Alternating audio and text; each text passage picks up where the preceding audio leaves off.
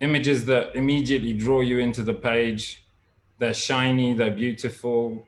They want you to come in and explore the rest of the project. So these are really effective on your cover pages, on the first pages of your portfolio, and the first pages of a project, just like here as well.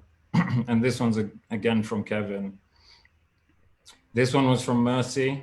And again, you can see the rule of thirds, and you can see the hero image for the work that she's done here. This one was from Vinesh. Again, really good use of a hero image and good use of rule of thirds. Perhaps you could have actually had 3 here. Sometimes it's a difficult choice which one to pick.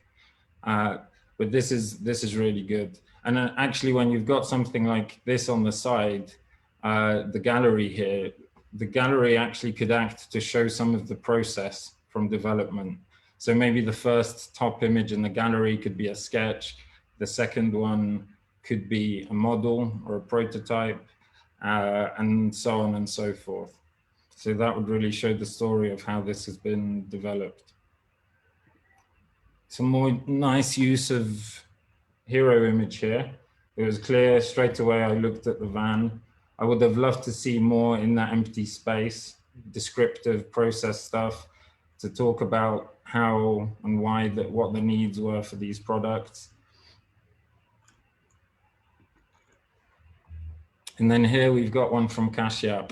So Kashyap, straight away, you're looking at the cinema render, and then you've got a really nice story around as well. These things are quite small, perhaps on this screen, and some of the titles here on the images are a bit too small to see. But it would be also nice to have some maybe overlaid text, maybe a bit larger, to actually talk about these images. And perhaps this cinema render could actually take up the whole page. So like I said, we'll go into maybe some redesigns, and this could be one that we look at, where this is such a beautiful thing that you want to look at. It draws you in. It almost feels like we want to see it in more detail. But I like these as well, of the outcome. That's really good to see. And this is an example where perhaps it would have been more effective to have that one hero image. So if you could pick one of these and perhaps have it taking up 1/3 of the page, or even 2/3, then that could communicate the design with much more impact, even though you're not then showing all the different designs. You can show the variations, like in the gallery before here. You could perhaps show them on the side. So number 4, work in vector, not bitmap. Obviously, this applies for the document itself and not for images. So bitmap for Photoshop for sure. Some of the tools here that you'll see, these are examples. You can use alternatives as well. InDesign for the actual document. So I remember the first portfolio I designed myself. I did it in Photoshop because I didn't know how to use Illustrator or InDesign. The second one was in Illustrator, and I didn't realize at the time that Illustrator is mostly for images, graphics. You might do a single poster in it, but once you're creating a layout such as a book, or something foldable or a PDF, it's much better to do that in InDesign. And obviously the whole thing goes exported as a PDF. And Photoshop is really useful for retouching images. So remember that the renders that you have here, you can actually, not that they need it, but I'm sure these are Photoshopped. So that's a really useful set of tools. You may not have access to all of them. So again, there are alternatives as well that you can use, but it's very important to export it as a PDF and send it as one file. And on that topic, let me turn myself back on. Oh, okay, it's opacity, sorry. There we go, I'm appearing again. So on that topic, portfolios I received were obviously a great overview. So they were expected to be larger because they're kind of your whole package of work. However, when you're applying for a vacancy, ideally you'd like it to be below 3 megabytes and definitely below 5 megabytes. And that's not really someone being fussy. It's a lot of the time that these large organizations actually restrict their emails to only receive files below 3 megabytes. Some are even less. So if you get unlucky, your email might just bounce and they won't receive it. So again, the tools aren't important, but know which ones can serve you. So I know that since I was doing renders, for example, for packaging at university, we've got all these amazing tools now that allow you to just download or even just upload your images and immediately they'll put them on a van or a USB stick, etc. That didn't used to be the case. You used to have to do them manually. So now really know your tools, know which ones can save you time, and explore free alternatives, and try to be aware of your field's newest kind of developments in software, because the right piece of software can actually really give you an advantage in the things you're creating. So a few actually examples here. So Pixlr, I've been using Pixlr for a very long time now as a Photoshop alternative. You can see a couple of things I created here, just some thumbnails for YouTube. So very basic image editing, but you've got your layers, you've got basically all the tools that you might need from an editor. And this is free and it runs in a browser. So we're running it from Chrome right now. It's a really good tool. And it just works. As you can see, you've got just a standard toolbar, etc. The second one that often surprises people is Google Slides. So Google Slides has proven really useful. And I pulled up this document because we were actually using it last year to showcase. Some of you may have actually seen this document. We were using it to showcase the festival before it was taking place. So this was totally done in these free pieces of software, actually. So the image in the background was created in Pixlr. It's actually a double exposure of two photographs we had. This, as you can see, just a hacky way of having a gradient up here in Google Slides. And then you can see rule of thirds again. And a lot of this stuff will stick to the rule of thirds. And actually now I'm looking at it, you can see that the aspect ratio here is the same aspect ratio as a laptop screen. So a lot of the time portfolios will be formatted in A4, A3, etc. These are printable formats that we no longer need to be using a lot of the time. So it may actually be beneficial to have a portfolio aspect ratio that fits on someone's mobile phone. And actually this is also legible on a mobile phone and works on a laptop equally. So you can see some of the pages there. Again, these are just images created separately and then dragged in here. So you can see actually from NIDEC, images from NIDEC as well. This was a timeline, case studies, some partners pages here.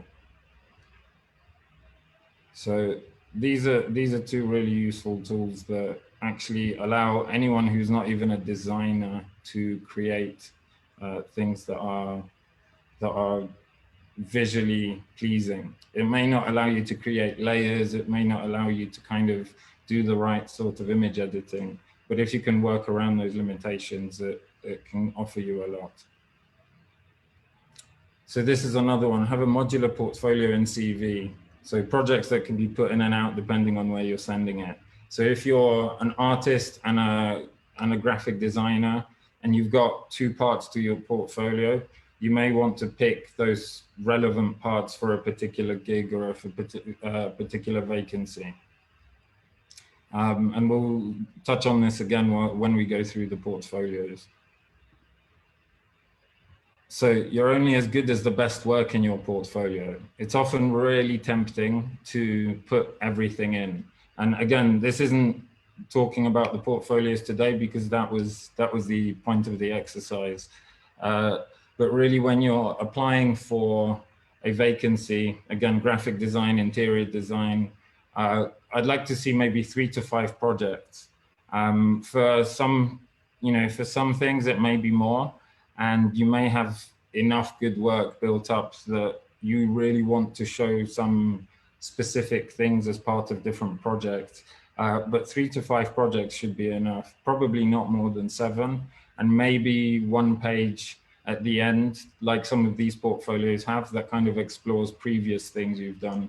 I used to find that really useful to have a page of sketches, for example, right at the end, that allowed me to just add random sketches when I came up with them that I was happy with.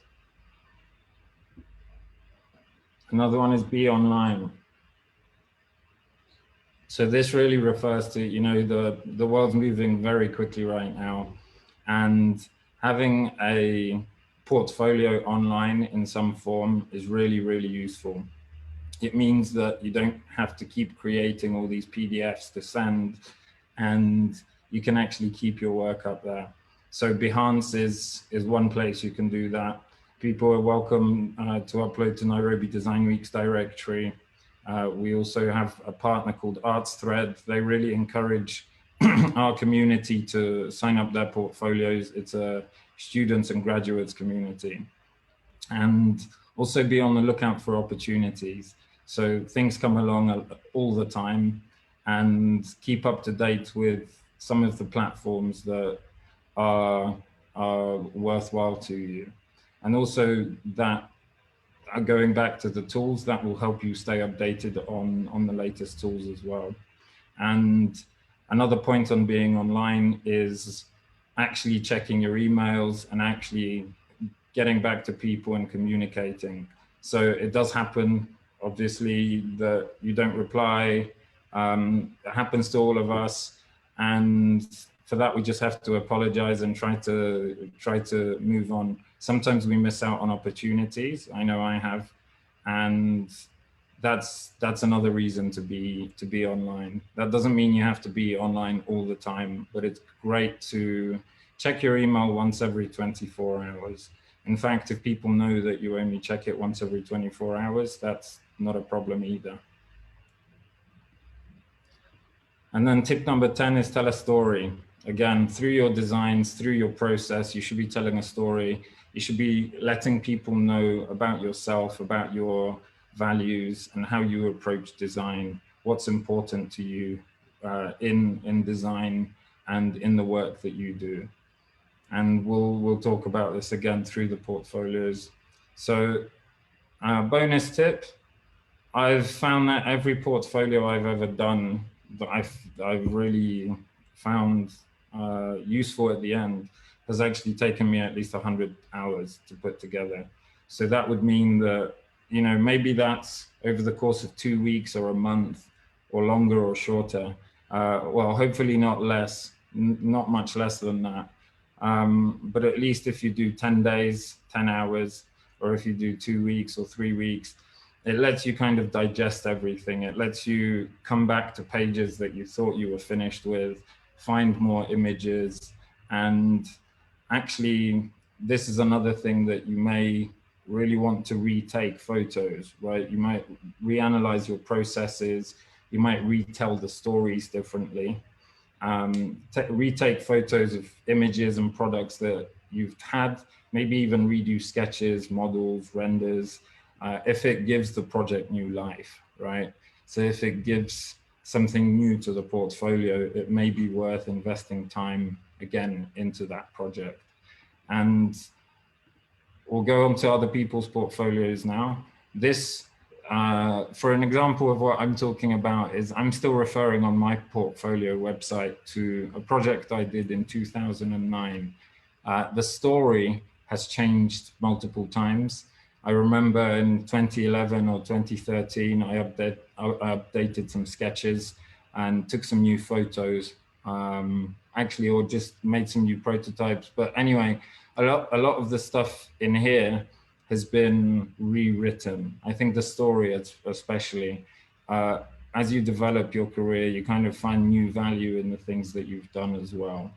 So let me just bring in, let me share.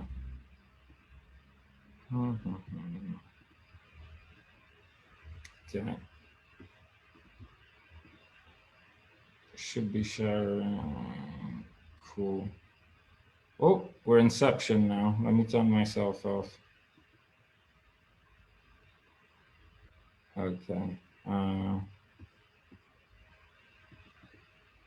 wanted to show, open up these portfolios by everyone and then go through.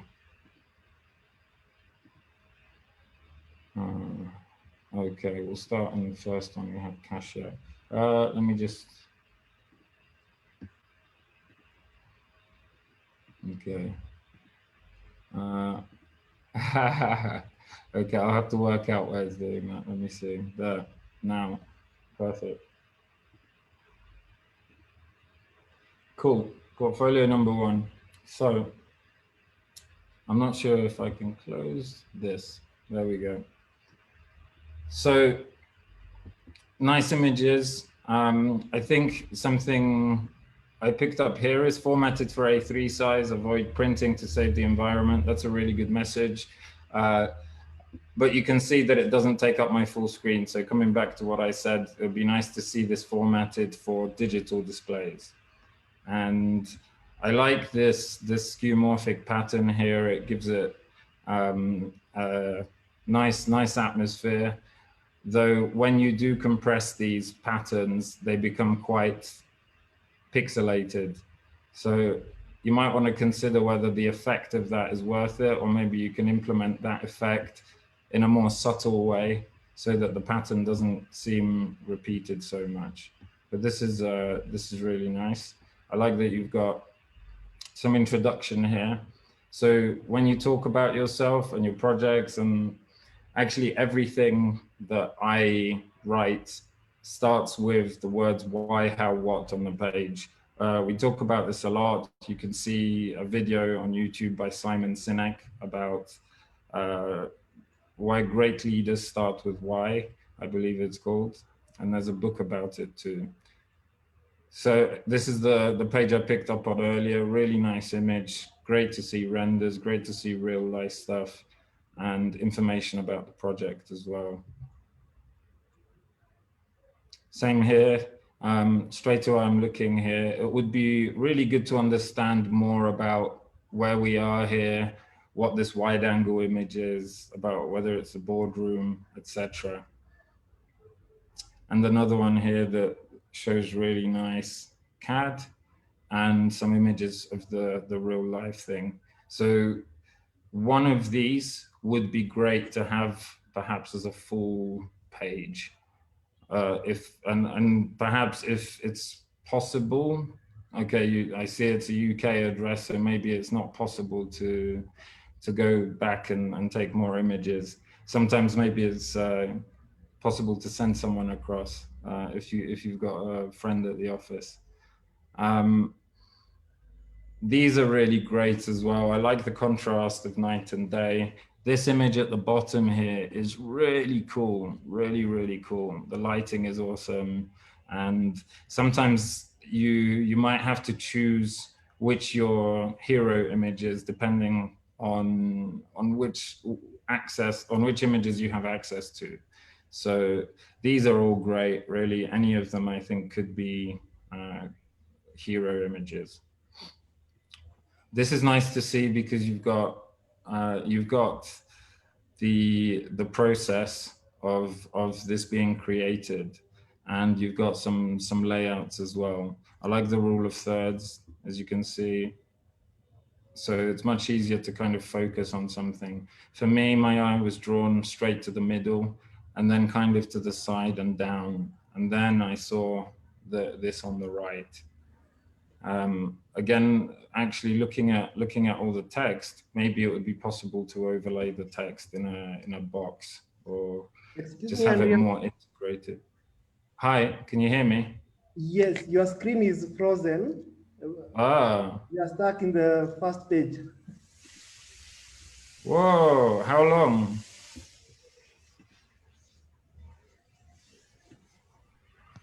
Okay, I think something's frozen. Let's try that again. Can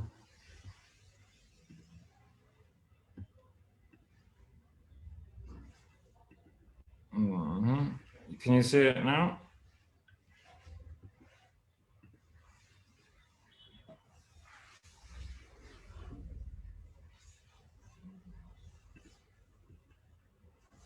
Hi, can you see my file? Can you hear me? My screen. Yeah, great. Cool. So, did you miss these? I'll move on and someone. Where the architect was. Absolutely. To the first page? Yes. Okay, okay. Let me know if it hangs. I'm not sure why it's hanging. Great. Okay, so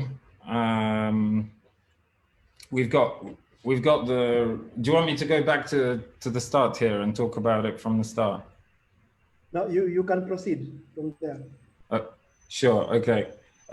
So as I was saying about this one, it's a really nice image. In fact, if you've got a higher resolution one, it might be great to put this a bit bigger. You don't have to though. This is nice. The texturing. So the texturing I was talking about is a nice skeuomorphic touch, though when you compress it, and it takes up a lot of space on your hard drive in the file. So I do like the rule of thirds applied here. It's very easy to see where we're going, first at the top, then the photo, and then talking about yourself through why, how, and what.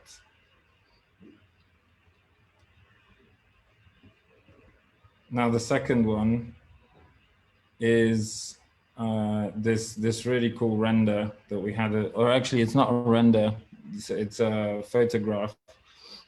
It's really good to see these, and it would be nice to see one that actually takes up a full page. And it's good to see some outputs at the sides as well. This, I think, looking at it again, the text would maybe even fit over the dark background here. That's something we can explore with the redesign. We can mark that one. Can you see my screen? Yeah. We're on page 3. Yeah. Great. So on this one, I said it would have been really good to understand more about the internal layout. I could see that there's some sort of a reception and a boardroom here, and perhaps talk about some of the design decisions that were made. So you've got a big image. There may be use in pointing out some of the features that were created here. This one has really nice renders.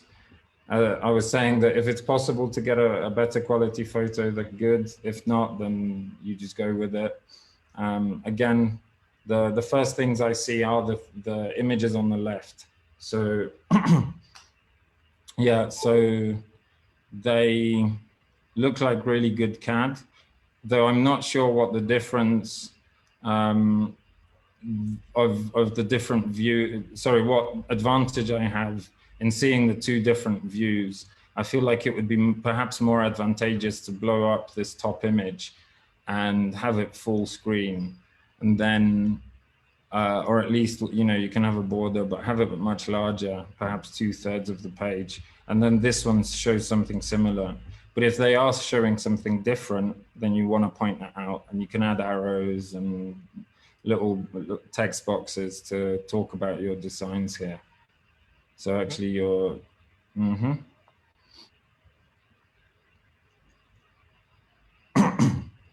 So this one, I said that the bottom left image is really beautiful. But the top two are really cool as well. So sometimes it's about picking an image and going with it. Perhaps you can talk about, again, if you wanted to expand the story here, you could have one page about the nighttime, one page about the daytime. There may have been different decisions made. And yeah, any of these really look good. I think also you've got, that looks like a render to me. So it's good to see that it was very, very close to reality.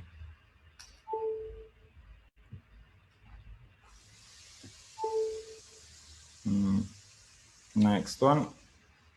Okay, so for this one, the first thing that hits me is this really cool wave, the curve, that's good to see, and then the colors on the left. So I like the fact that you've got a kind of variation here. Actually, what maybe would be quite nice to do is get rid of the gray background on this blueprint, and then have it coming in from the edge, or just have it placed on the page so it looks like it's embedded. That would give the layout some variety as well. This one again, hero images and more descriptive about why we're looking at this door.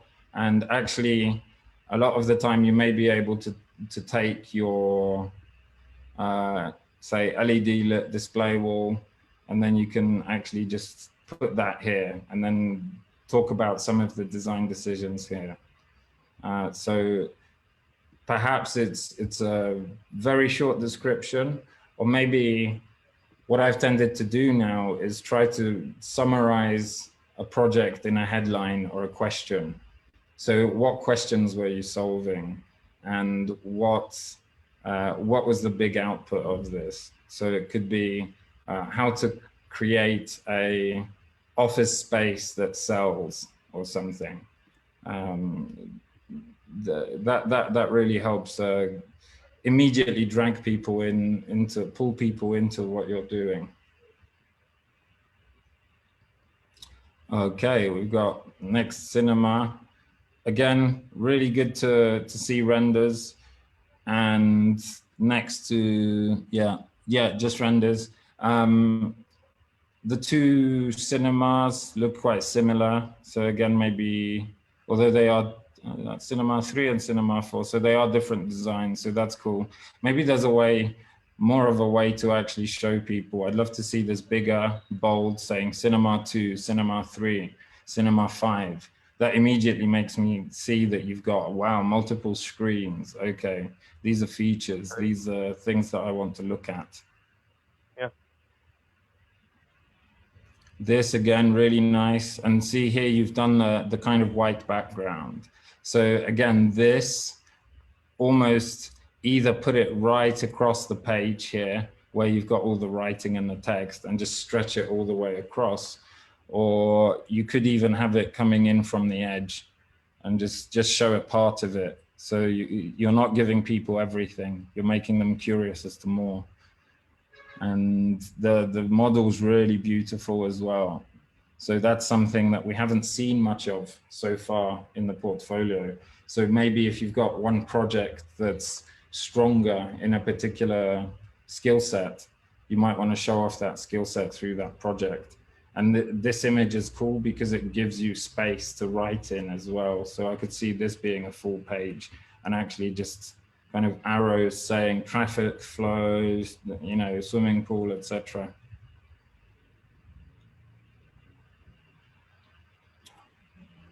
Great. Fort Jesus, really nice again. Gives me that coastal vibe immediately, this one. I think, again, big image, would be awesome to see this plan here with the boats and stuff, just as a really big image. And then all of the or all of the information could actually go here. You know, tourists can visit on DAOs, car parking space, open area, etc.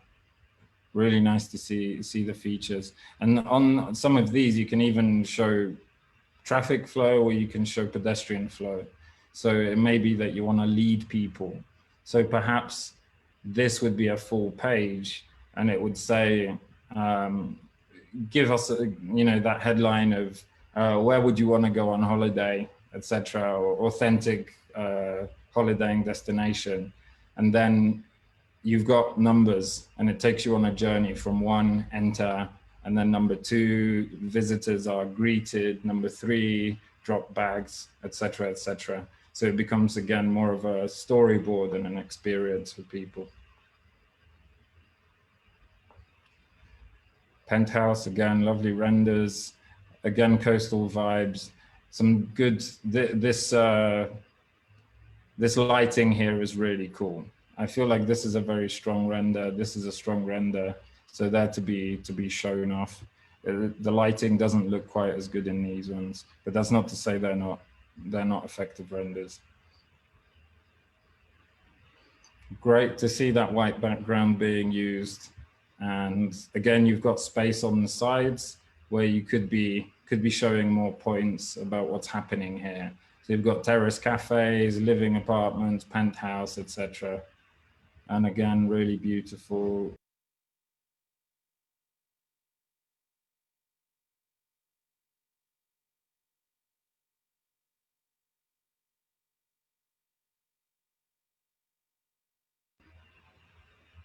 Hi, sorry, I think I got muted.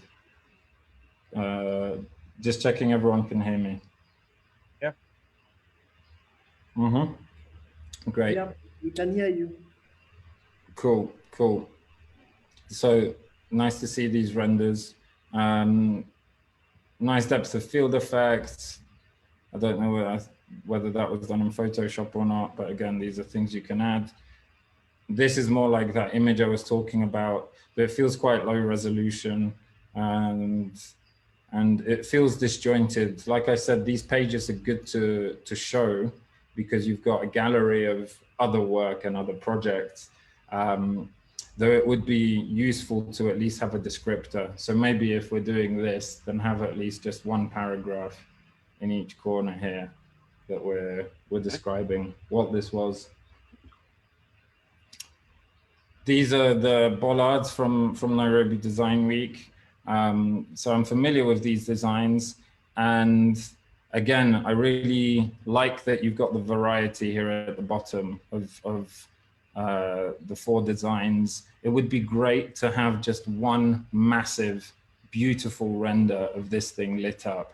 This page could be black. It could be just a photograph. You might want to go there with with a camera that's capable and just take, or even with a phone, and just take an image that's a close-up of one of these and put it again to the rule of thirds. So something that, as I mentioned before, if you're retaking photographs, plan the photographs as if you're designing the portfolio already. So a lot of the time you'll leave space on the right. You can even edit the photographs afterwards, add vignettes in the corners and things that just bring people's focus to where you want it. So you could, for example, use this image, and then maybe these designs could just be outlines, just like the laser cat outlines, and maybe you'd show them across the bottom. I feel like this would also benefit actually from showing some of the process. So again, the cardboard prototypes that were created for this and some of the exploration process. So how did it begin? And even actually, because you took part in the urban residency, and this giraffe render was part of that, you might want to package it as a story itself. So you may want to say, that you participated in this experience, and this is what the steps of that were. Again, really cool laser cut stuff. I again want to see just one of these or 2 of them in a row like you've got them here. And sorry, something popped up, and show it to me, because it's a light, then in the dark really works effectively. So as far as I'm concerned, this could be the only image on the page, and I'm already sold on this. And the other stuff, again, you can kind of try to incorporate your concepts and other designs. This one, like I talked about, hero images and process, but although these are concepts, I believe. And it's nice to see this page at the end that shows more variety, things that we haven't seen as well. So, oh, okay, there's also interest in other areas of design beyond interiors architecture, and some really nice use of different materials. I think I said that, but different prototyping techniques. Again, something like the lamp could be its own page, and then just have smaller images for prototypes for any of these really. So that was Kashyap. Should we do questions now, or at the end of the? We've got 4 portfolios. I think we have time. So you want to take a break? But the questions will be I can take a quick question if Kashyap's online or someone else has a question, and I'll stop my thing freaking out. Yeah, if someone wants to ask a question, that's fine. All right. Anybody with a question?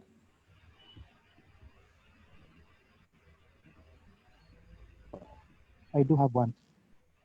Mm-hmm. Yes, please go ahead. Okay.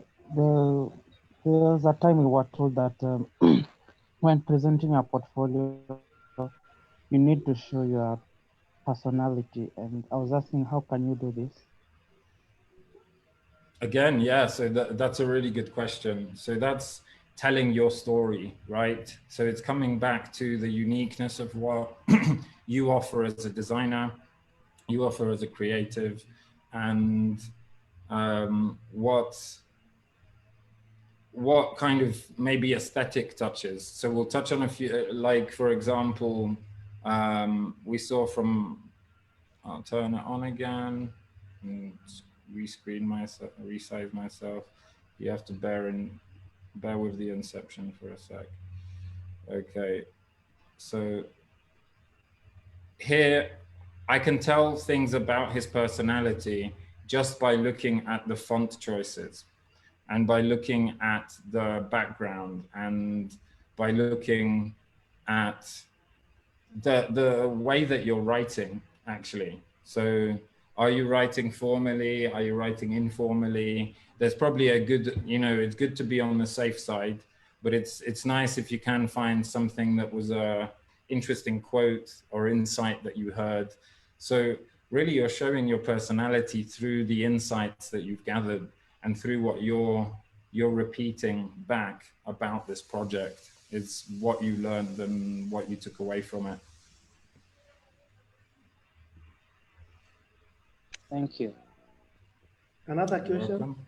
And please introduce yourself when you're asking a question. Oh yeah, I'm Vincent, by the way. All right. Thank you, Vincent. Another person? Kashyap here. Yes, ask a Can you hear question. me? Yeah. Yes. I wanted to ask, when it comes to photographs of projects, what if you are not involved in the entire project? For example, the one for the Sarova, I was only involved in the landscaping, but the building looks better than the landscaping. So how do you prevent like using the photo? Yeah, for example, the one at the bottom left, the one that you really like, if I made that very large, it would imply that I designed the building, and I don't like to have false advertising. Well, Yeah. that's a good point. I think I jumped over that. So thanks for pointing that out, that it's a landscaping project. And actually, what's easier to do is actually just say which part of it I'm like really, really big. You can actually say, this is the part I took. And if actually, you say that the building's nicer than the landscaping, but the landscaping is really cool. And it shows a really clean piece of work. So it shows that you've been able to do something on a level like that. So I'm almost more interested in looking at that, because I can always, maybe you can provide a link, you know, it's a PDF. So that's another thing. You can provide a link here that I click on, and it'll take me to images of, you know, the homepage of the full hotel. But I'd actually, now you've pointed it out, much rather see more of this stuff. Definitely. Okay. Okay. And then, yeah, and if you put those bullet points around as well, they can also be aligned. So aligning yourself to a grid.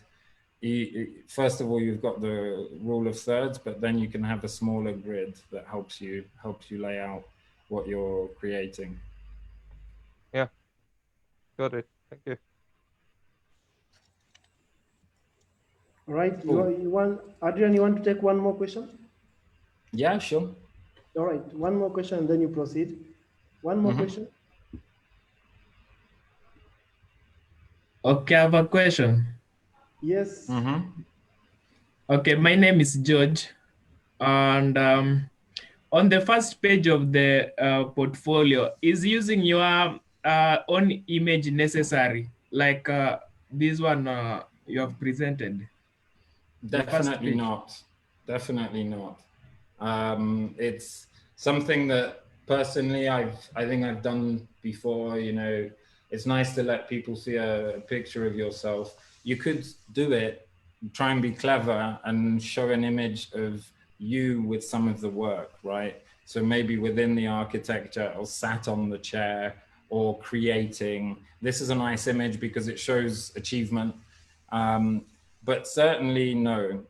In fact, a better way perhaps to use, maybe a better way to use a front cover would be to really show your best ever image and just put your name portfolio, because that can really just pull me in immediately. So everyone has a different take on it, or your styles will change as well. I have put my image in a portfolio.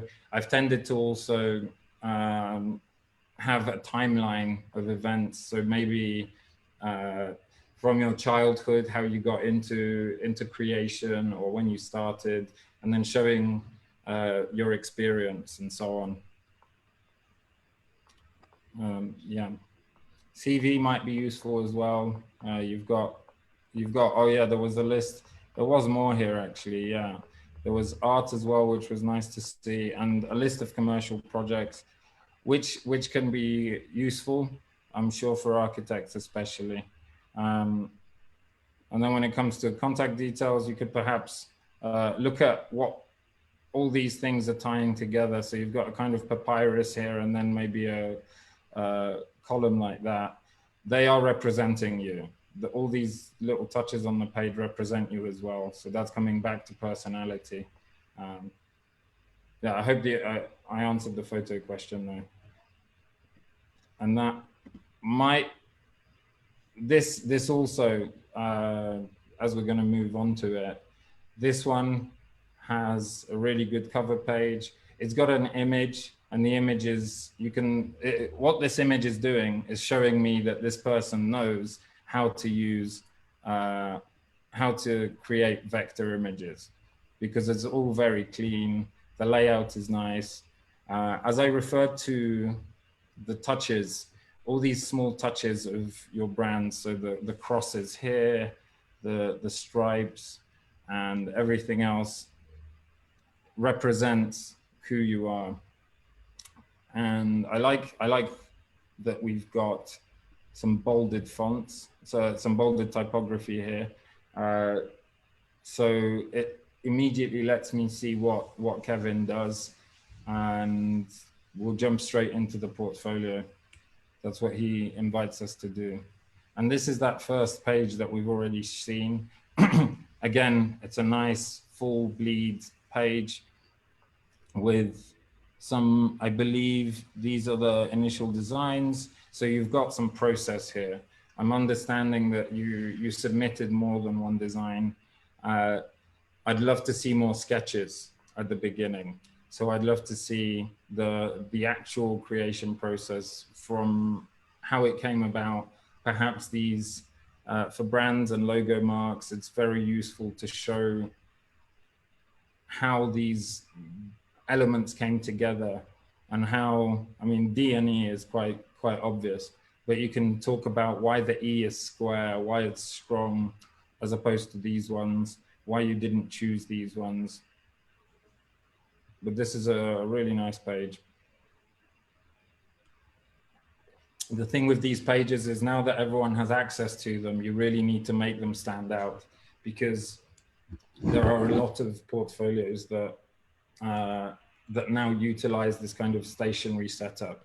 I really like this, that the grid here layout would be really useful to stick to. So if you're having, maybe have an area for your title that doesn't get touched by this, and this could even perhaps become smaller, perhaps it doesn't need to be, but I see that it could have kind of fitted more onto the page. There's quite a lot of space. I do like this. I do like how it's gone in a curve here. So it really draws the eye. The shading, the renders are really nice and clean. And again, the 4 designs, really good to see. And again, more sketches. And it doesn't have to be sketches. It could be development of different colors. It could be the length of the arrow changing and you explaining why this arrow is no longer this long.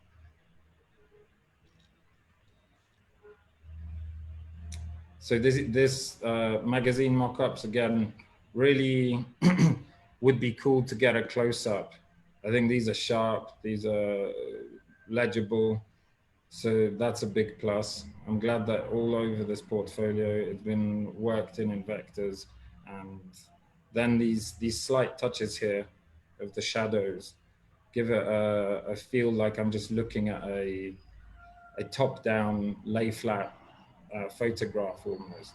So it could maybe be cleaner, though that's not something I'm going to judge it on. If you know, well, I think it's showing the capability. If you can get rid of the backgrounds here and just have the clean shadows, and perhaps, you know, we talked about skeuomorphism, perhaps take a photograph, in fact, put these things more into context. So it's actually a photograph with a cup of coffee looking top down and showing one single page, and perhaps that page could take up a third here, or could take up as much space as these 4 images. Yeah, that's it. But I think these are really cool layouts as well. And quite simple. Bakery, again, really good development and nice use of the thirds. They're almost not quite. The poster itself is very cool. It's very clean. And I think, again, the shadows were a choice here. So if we're having a poster, perhaps we can put this onto a wall. Perhaps we can go to Xylo or Zelo bakery if it exists, or perhaps we can just go to a bakery or put some bread next to, you know, on some wood onto a chopping board to give it that vibe, and then just put maybe some breadcrumbs, right? If I'd love to see like a knife here or something with some breadcrumbs across it, that would really bring me into a bakery environment.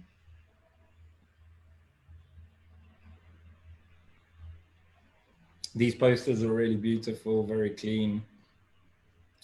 And this is good. You know, you've got kind of, I'm looking at 2 things here. I again would prefer to be looking at 1, but if I do focus at 1 and then read it and then have a look and then see the other one, these are really nice layouts. You can see that the layouts themselves are very kind of aligned to the rule of thirds here as well. And the typography, something I haven't talked much about, but the typography here is really strong. And I think what you want to do is for your portfolio, almost take, we've got here minimal approach, but you want to take an approach with typography that allows other pieces of work to not be too much of a hard contrast against it. So this is again really nice work. The work itself has a very cool image. I can see this on a wall. I could see this really making an impact and making people look. So there's a couple of concepts here. Perhaps pick the stronger concept and show me more of that one. Give me more of why you made these decisions, and did you take the photograph? If the photograph was taken by yourself as well, then that would be good to know. It would be good to know the process behind it, or even just the process behind choosing this image if it ends up being a stock photo, such as some of these happen to be. Very nice page. I'm seeing a really impactful image. I'd love to see this stuff more aligned. I know that it's a bit out of line here and a bit out of line on the right. So maybe just make it all a bit more smaller and compact and bring those margins in. Again, stick to the rule of thirds. I know with this image, well, you could potentially crop the image just so it gives you that as well, the third. But the almost half look here is good. I think the poster could be more powerful with those few small touches. And the way that the page is laid out, what I like is that all the colors really work together.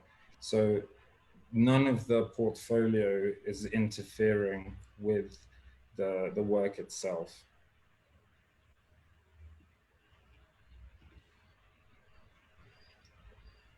So cool posters. It's good to see challenges. So this was like a 2-hour poster design challenge. So that's maybe the story for this one. You know, what can you design in 2 hours? Or even it's the length of a football match. You know, so what can you design in the length of a football game? That would be a really much more impactful headline for me. And again, I think all of these, this one, you know, process is difficult to show when you're going so quickly, but perhaps you've got some screenshots or something of as you were creating it or what the inspiration was. These ones, really cool to see taking on work and doing things just for the sake of designing. So these posters are really cool. I love again, the way the colors work. Though I feel it could have almost been a bit more impactful if the color was closer. But really, that's a small complaint. This alignment here again would be great to either work more with the silhouette here. So either go into the neck or align yourself to the right. And if it was aligned to the right, perhaps move it up just a touch. And also when it comes to typography, it's good to see variation in line weight. So it's nice to see this because it shows me what the title is and it shows me the subheading. On this one, it's not as clear. But you don't want the typography, you want line weight variation, but you don't want to be using more than 2 or 3 different fonts in a single image, really. And I believe that's Kevin's portfolio. So really good, really good. It's very clean graphic design and a lot of variety as well. So I feel like it covers a lot in these pages. Again, really to pick things, that's what we're here for. If we could take 3 of these projects, or if there are some, you know, as you come into more real life projects, talk about the process of how you were involved with the team and the client and So something like this, there may be some challenges you face, there may be some really useful insights that you learn, there may be something that someone said, such as, you know, our magazine needs to be stylish, or whatever that is. Those are insights that you want to show you understood from the client. So thank you for that, Kevin. Any questions before the next one?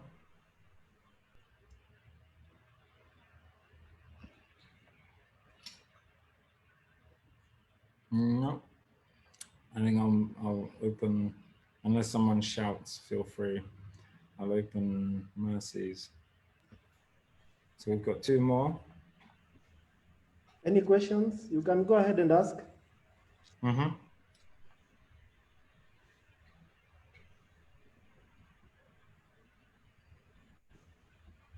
Maybe I can ask. We have fashion designers. Which is the best platform for them to show their portfolio online for fashion designers? Good question.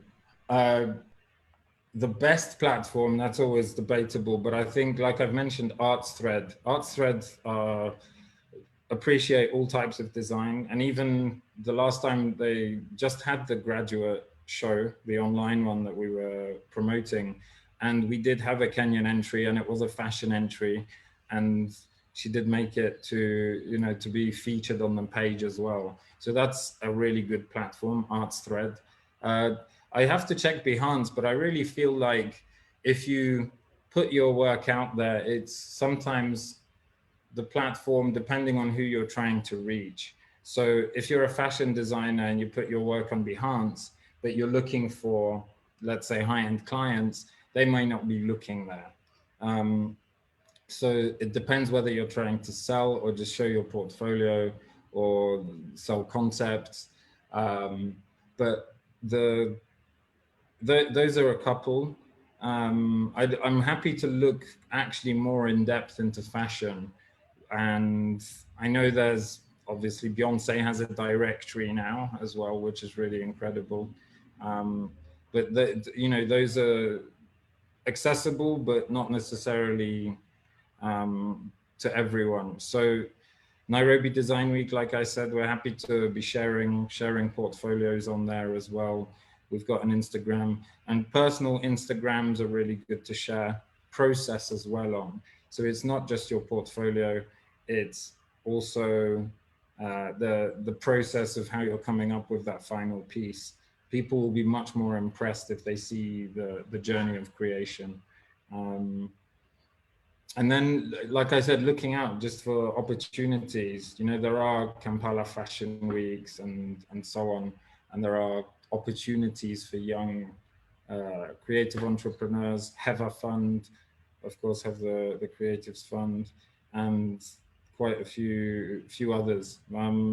I'll be happy to dive deeper actually and look into others, but I think those should be a good start.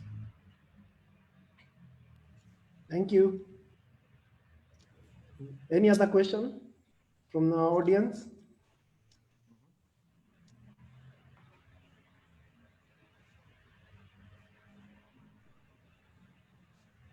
Cool. We'll go ahead. I have a question. Oh, go on. Sorry. Yeah. My name is Wanyama Ogutu. I am a painter and also a visual artist. Yeah. My question is about drawing. What is the best way of presenting a portfolio for painting and drawing? And then how can you make those portfolio to have a very good impression in the audience? Having in mind that painting and drawing, it is one of the creative areas that it have been taken for granted. Thank you. Great question, and I'm glad you've asked it, because the next portfolio has a lot of painting and drawing. And what I can say off the top of my head is that you want people to feel your art. It's not just about showing an image of the art. art is all about emotion. So it may be just showing let's say we take one of these images, you can just show a corner of the image, right? So you're not showing the entire thing. So you take a close-up photograph, maybe a macro photograph at an angle. Maybe you put the image next to a candle and take a photo in the evening, and again, show it in context. Who are you trying to get this work to? So think about that customer and think about how those images can draw them. So if it's someone who might be drinking coffee and sitting in a coffee shop, maybe that's an image that they'd like to associate with. Maybe it's laid out on grass in a forest. Look at other ways of presenting your artworks that aren't just a square photo of an image.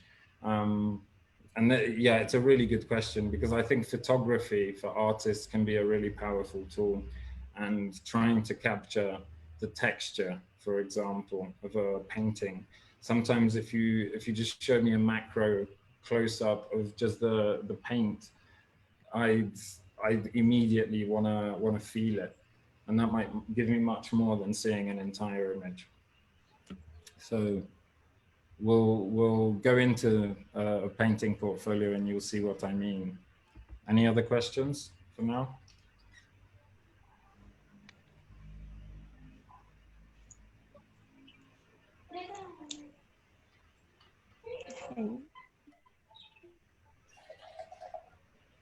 No? Any other question?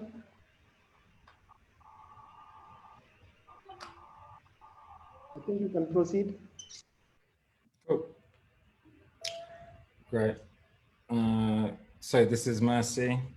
Thank you, Mercy, for submitting. Again, it's nice you've got a kind of format here, so you're going with this. It'd be great for these colors to be matching the blues, the shades of blue. And perhaps, again, showing more information here. So maybe use the space to show some of your CV or talk about some of the projects, or just give me a headline, as opposed to, what's your name? Tell me your why. Tell me why you're designing or creating. So this is the image we saw earlier. There we go. So this image, again, I'd love to see a higher resolution one. I'd love to see the process of how these parts come together. So if the kidneys are tapping water from the glass, maybe there's a sketch that you did beforehand, and maybe you can lay out a sketch, and then light, the first layer of painting, and then the final. And these could be, the rule of thirds, like I said, is shown here and is used. Also, perhaps more about the meaning of what this represents, and why you chose to make these creative decisions. And again, if I zoom in, now perhaps we might get more interested. If this was the entire page and you just literally took a photo of that part, now I'm really curious. What's the rest of the image? That's a real trick that artists can use, is not showing people everything, because then they'll have seen it.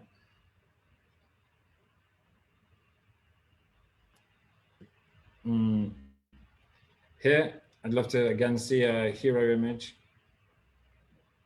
Love to see a hero image. Love to see more of an, it says, communicate on their own without an explanation. That's something you should be providing, ideally, an explanation for.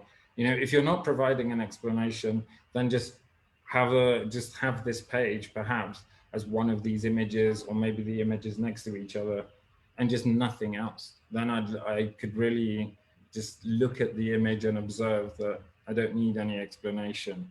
I think what I like here, I'm not sure if it's got 3 dimensions, or if it just has so much texture to it, this drawing, but it's cool. I'm just trying to zoom out. And tell me more about your process of communication through art and design. And then, like I've said about the little touches, everything from the border to these small gray blocks, unless you're using it perhaps for page numbering, that I could see, but I think it might be a bit of a distraction if it's not having any purpose. And that's generally advice that I try to follow, is to design with purpose. And if it's not needed, then don't include it. If it's something, design is all about taking away rather than adding. It's about taking away as much as possible and still making something work.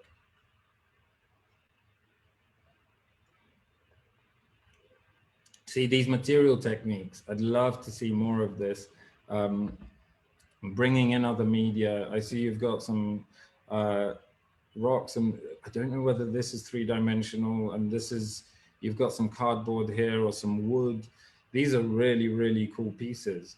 And just, you know, if you don't have access to the best camera, it's still possible to try and borrow a phone that has an acceptable camera and take images that would pass. So it's sometimes, again, you want to show this work, it's about coming back to it, reinvesting some time in it.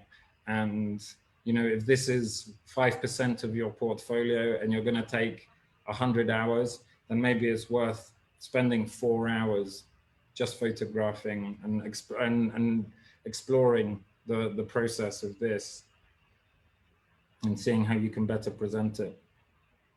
And I'd love to know the stories behind this as well. What's the background scenery? What's it inspired by? What are the trees? What's the type of bird? Photography, really beautiful photography. And again, I just want to see this full screen, or with a border, you know, with a nice white border or black border around the sides. So this could be the full image. But now if we go closer to the image, again, coming back to the photo retouching, and about picking your best work.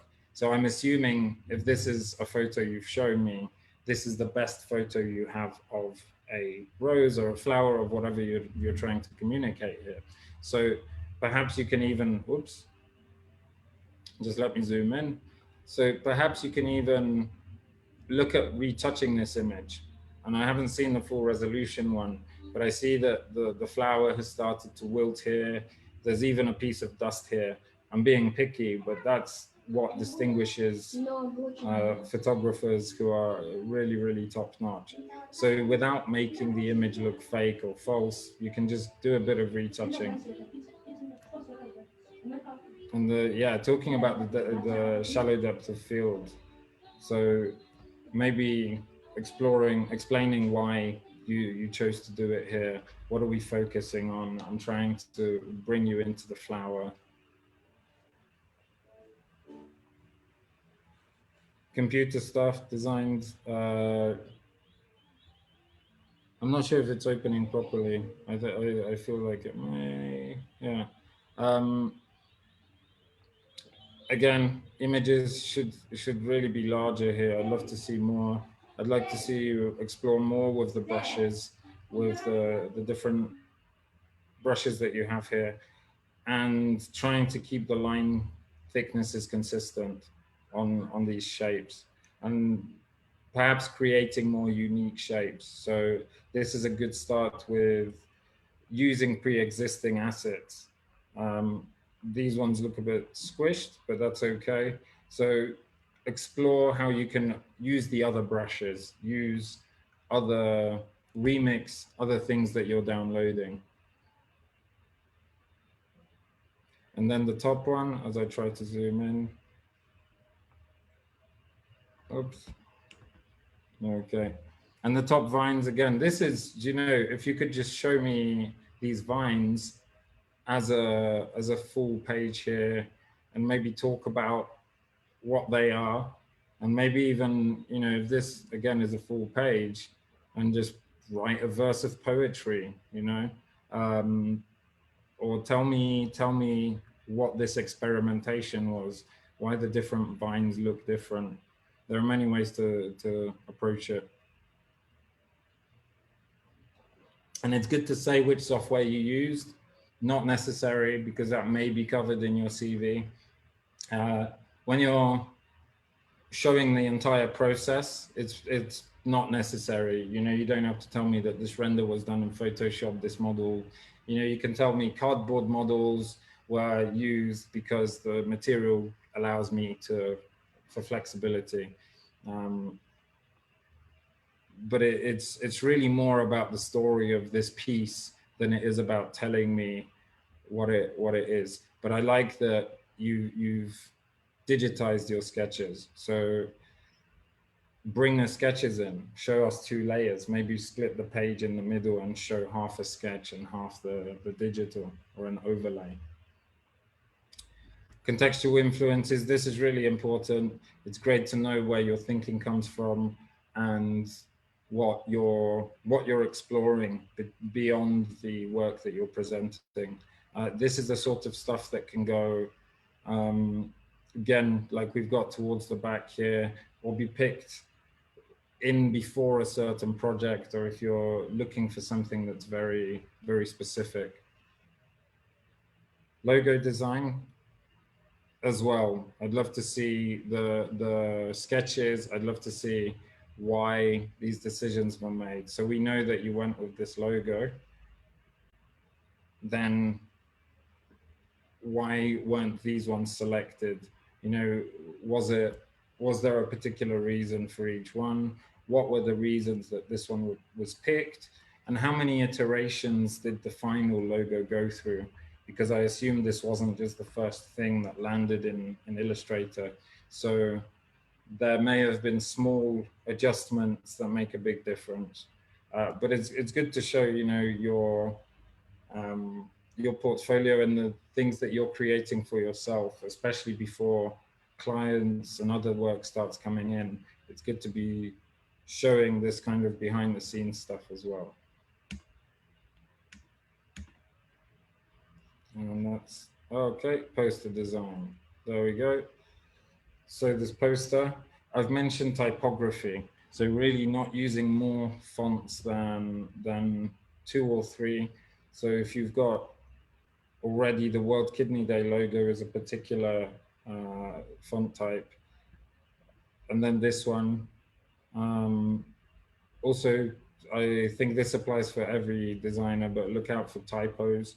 One typo is not a tragedy, but if you start repeating them, not that this portfolio doesn't have that many, it's just something to look out for. And this, again, because we've done full circle here, so this is the first artwork we saw, so I like that we've come back to it. I would have almost liked to see this earlier. So I love the fact that we've got the story from beginning to end, but what happened throughout that process and what was the relationship here? Is this an actual poster, or was it kind of a mock-up? But either way, that can be explained as well. Coming back to the fonts here, you can see there's a variety. So we'd like to keep it to a minimum. So probably this could be the same as this. And then really explore, for every project you do, sit down and explore the world of free typography. Google Fonts is a great resource for that. And see what you can implement in your designs. It's a case of matching the typography to the work that you're doing and to the target audience, rather than picking a font that you like and then sticking with it for a particular project. And there we go. And at the end, you can put some contact details. So where I know, again, like I said, clickable links. I'd love to have this as a clickable link perhaps, or some writing here, so that it takes me now to your Instagram or your Behance or your personal website. So that's number 3. We've got one more portfolio. Happy to take questions, and then we'll do some redesigns.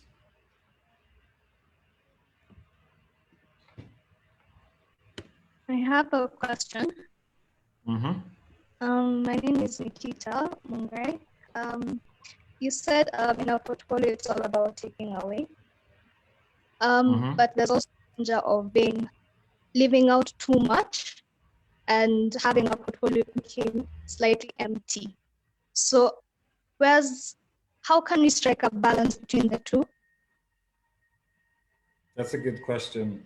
I mentioned at the beginning that 3 to 5 projects should be enough. And really, if you feel like your portfolio is empty, then rather than adding more projects, you want to go deeper on those projects. So if, what do you study, or which field are you in? I take interior design. Mm-hmm. So with interior design, for example, if you're applying for a job that's a bar, then the commercial properties, or maybe actually the residential that have a bar fitted, these things that are more specific, or maybe it's because the client is looking for woodwork. So you're just going to show them mostly the stuff that you've done with wood, and then give them one more project. So maybe 4 projects with wood, and then a couple with concrete and metal. So you want to show the breadth of what you're doing, but when you're applying for a specific project or a specific job, there are ways to adapt it. So maybe it's for a packaging designer, that packaging could be food rather than toys. So if they have experience, or if they have projects within food, and those projects, maybe those projects just don't give enough depth to apply for that thing. Maybe you can just quickly take a day or a couple of days to go deeper on one of those projects and blow it up further, so that at least when people open up your portfolio, you can show them that one project and the entire creation process.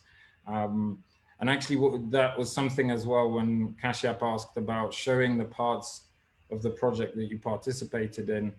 If you just participated in a stage of, let's say, prototyping, it's absolutely fine to just say you did the prototyping or the concept development and someone else took it to market. But with interiors, try to give people, 5, like I said, maybe 7 projects. But if you're looking at 7 projects and thinking that a portfolio probably shouldn't be more than 20 pages, ideally 12 to 15, then breaking that up. Some projects you might want to give 3 or 4 or 5 pages to, because if you're using a close-up photograph, or really showing a CAD render, or trying to get up close on something, or show even a big picture, then that might take up a whole page. But that will be worth it visually in the kind of flow of the entire portfolio. All right, thank you very much. You're welcome.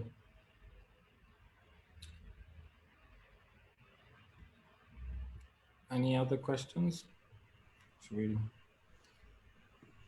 move on? Yes, I'm looking at the chat. There is no question. Cool. All right. So I have a question. Please jump in, go for it. Oh, should I ask a question? Absolutely. Okay, my name is Mercy Maura, and my question is, having seen all those portfolios, because they look good, where do people make mistakes, or can someone make a mistake when preparing the portfolio? Yes. Have you got any specific thoughts about layout, or just general making mistakes? General, like the most common mistake you'll see when you when your portfolio. Yes. Most common one could be that it's some of the common ones are that it's maybe too big. So like I said at the beginning, we can run through the tips quickly at the end that we did at the beginning, but 3 to 5 megabytes is maximum really what you need.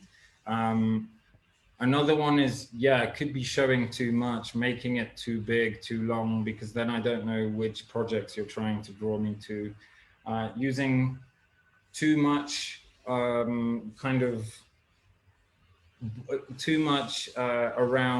the sides. So focusing too much on the design of the portfolio rather than the work that it's presenting. So you have to remember that at all times, the portfolio's main aim is to bring people's attention to the work. And at the same time, like these portfolios, they've all had a really cohesive design language. So that's been really good to see. Designers always make typography mistakes. I remember that's something that always I noticed in friends' portfolios and my own portfolio, and it's about reading it. So once you've exported, hopefully you've got enough time not to have to be sending it in 5 minutes. You can leave it and come back to it tomorrow. Sometimes things look much better when you look at them tomorrow. Things become much clearer, and that layout you've been struggling with for 2 hours you might have a new view on it. And perhaps not giving yourself enough time. So there's that feeling of pressure, I need to get my portfolio done. But really, like I said at the beginning, try to give yourself a good 100 hours to work these things and show the process. I keep talking about process because that's probably, process and storytelling are the two biggest things of every portfolio. The work really can be less technically impressive or less technically accurate, and you might still be drawn into the project and the personality, like we've talked about, of the person that's telling their story. I hope that answers it.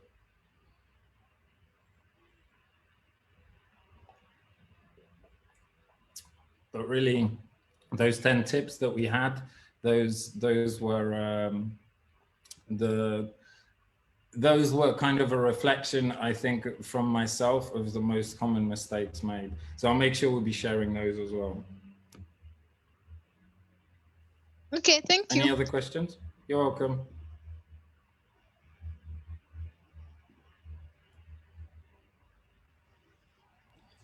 I have a question.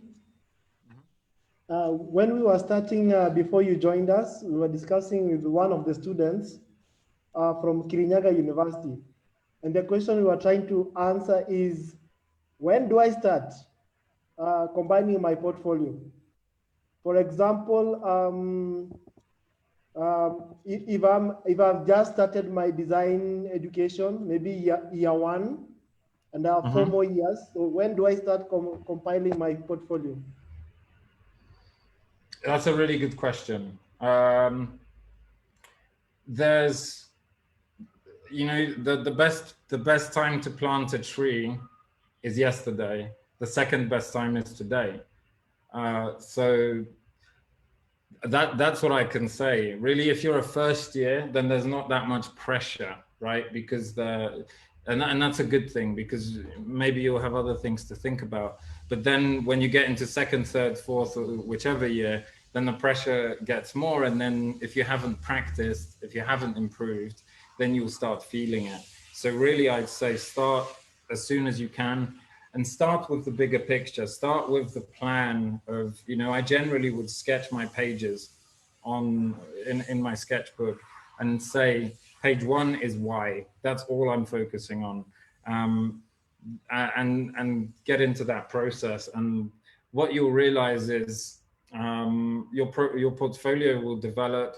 You'll maybe add a couple of projects, and then in year 2 you will maybe do a new layout for the portfolio because you want to express something differently, because you want to try new tools, try new forms, techniques, and layouts, and so on. So really, even if you're not actively putting together a portfolio, you're always gathering for your portfolio, right? And it's the thought of when you're creating, being able to take that photograph and making sure that you've aligned your photograph with your rule of thirds so that you won't have to maybe retake it again for a while. And yeah, so start now. I remember we when I was at university had lectures on portfolio in year one, and then that really helped develop the style further, because it does take a few years. You know, it took me university plus another year, I think, to get to a portfolio that I was happy with. So, and then working, you know, that was maybe the first portfolio that I hadn't redesigned after 12 or 18 months. I kept that one then for 3 or 4 years, but just refined it and kept it up to date with, actually, I didn't have to keep it up to date with trends because it was quite minimal. So just start on it as soon as you can and gather things into a folder. I've got, as you'll see on my desktop here, I've got a 2020 portfolio, and I've just been throwing images and whatever I might need into here. So, and these are just from old projects. Hope that answers. Thank you. It answers my question. Awesome. Cool.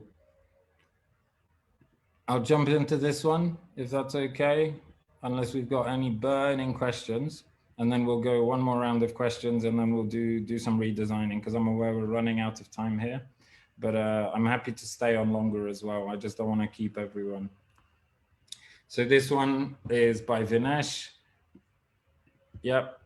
So really cool. I like that you've got this brand of your own that you've created, and that artwork is working within the portfolio. So it's a really consistent look. The typography is cool here.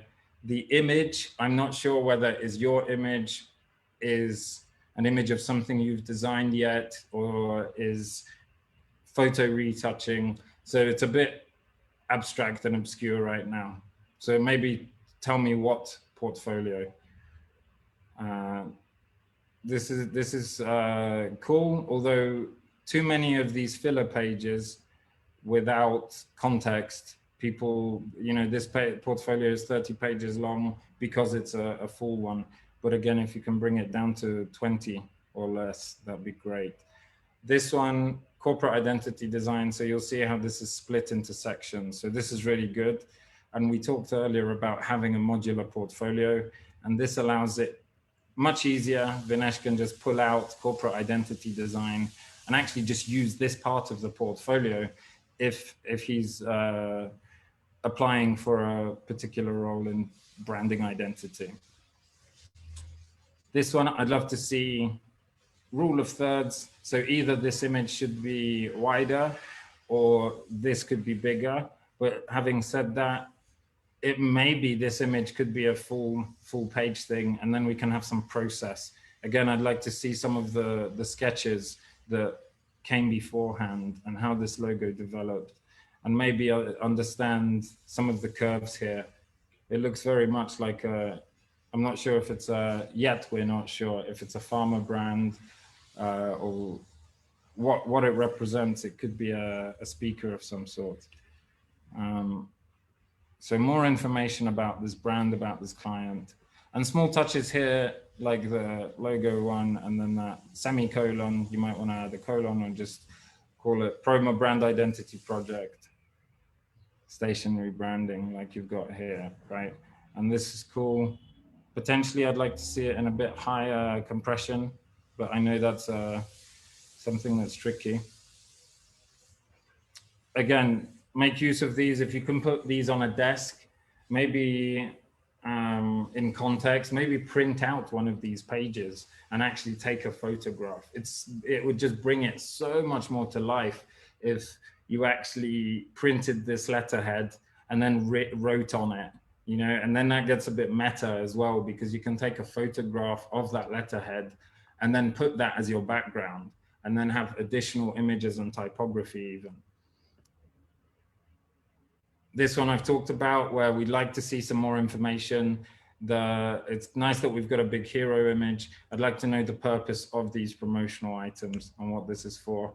And again, brand book logo guidelines. Show me some of these guidelines, actually. Jump inside, show me what the color choices were, why you chose the colors, what they represent, the shapes. Google, search Google for sample brand guidelines, and there are really some good ones. American Express had an amazing one at some stage, Skype. You'll find a lot of interesting stuff. Again, would love to see more of a rule of thirds breakdown, and you've got a lot of space here to tell us about this logo and jump into what the significance is of the messaging. And maybe if you did the writing here making you better, you can talk about that. What's the tone of the company? What's the target market? Who are they aiming this for? And even if it's a concept, you can still say, this is for a bank or a finance firm. I can see here the stationery is much more kind of upmarket than the previous one. So perhaps that's the look we're going for as well. And maybe include now digital assets, because really personally, maybe on the bigger picture of all of this stuff, I don't carry business cards anymore. Letterheads and letterheads and business cards are very useful for banks, associations, and so on. So the type of stationery you're designing would be dependent on the client as well. And if you can think of more interesting stationery, think of more interesting marketing and merchandising, then they'll be grateful as well. They're always on the lookout for new things. Publication design. Sorry, go on. Adrian? Someone. Sorry to interrupt you again. Your screen is lagging again. Sorry.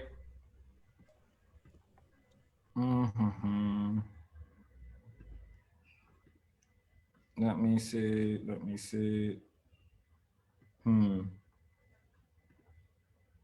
Let's try.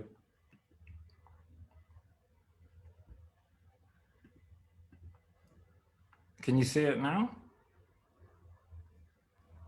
Yes. Yes, perfect. Did you see this part? I was talking about the stationery. I think you can just proceed with it because of time. Sure. So publication design, some really beautiful book designs here. I'd love to see these renders full screen. And again, putting them into context. So where is this book? Who's it being read by? Is this, a coffee shop scene, a library? Is it on your sofa? Again, you can make a mock-up of this. You could quite easily print this as a sleeve, put it over a book that you have already. And excuse me, Adrian, your screen's frozen again. Sorry. Your screen's frozen again. Yeah. Okay. And now? Still frozen. Okay. Okay, now it's okay. Yeah. Okay. There's a new. I think it will disappear again. I think I can see this is. Yeah. Is it working? No, at least not for me. No, I can see. Okay. Okay. Let me just reset this software.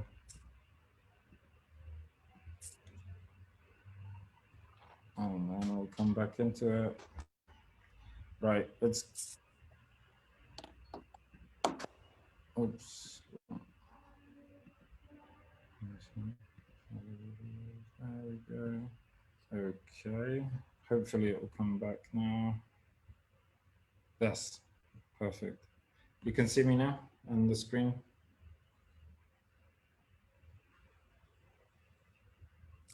Yes. Okay. So I was referring here to the books. These are really cool designs. Would love to see them printed and shown on a book in physical and then taken a photo of. And then maybe talk more about what this negritude was. How did this design come about? I can see that it's got two variations.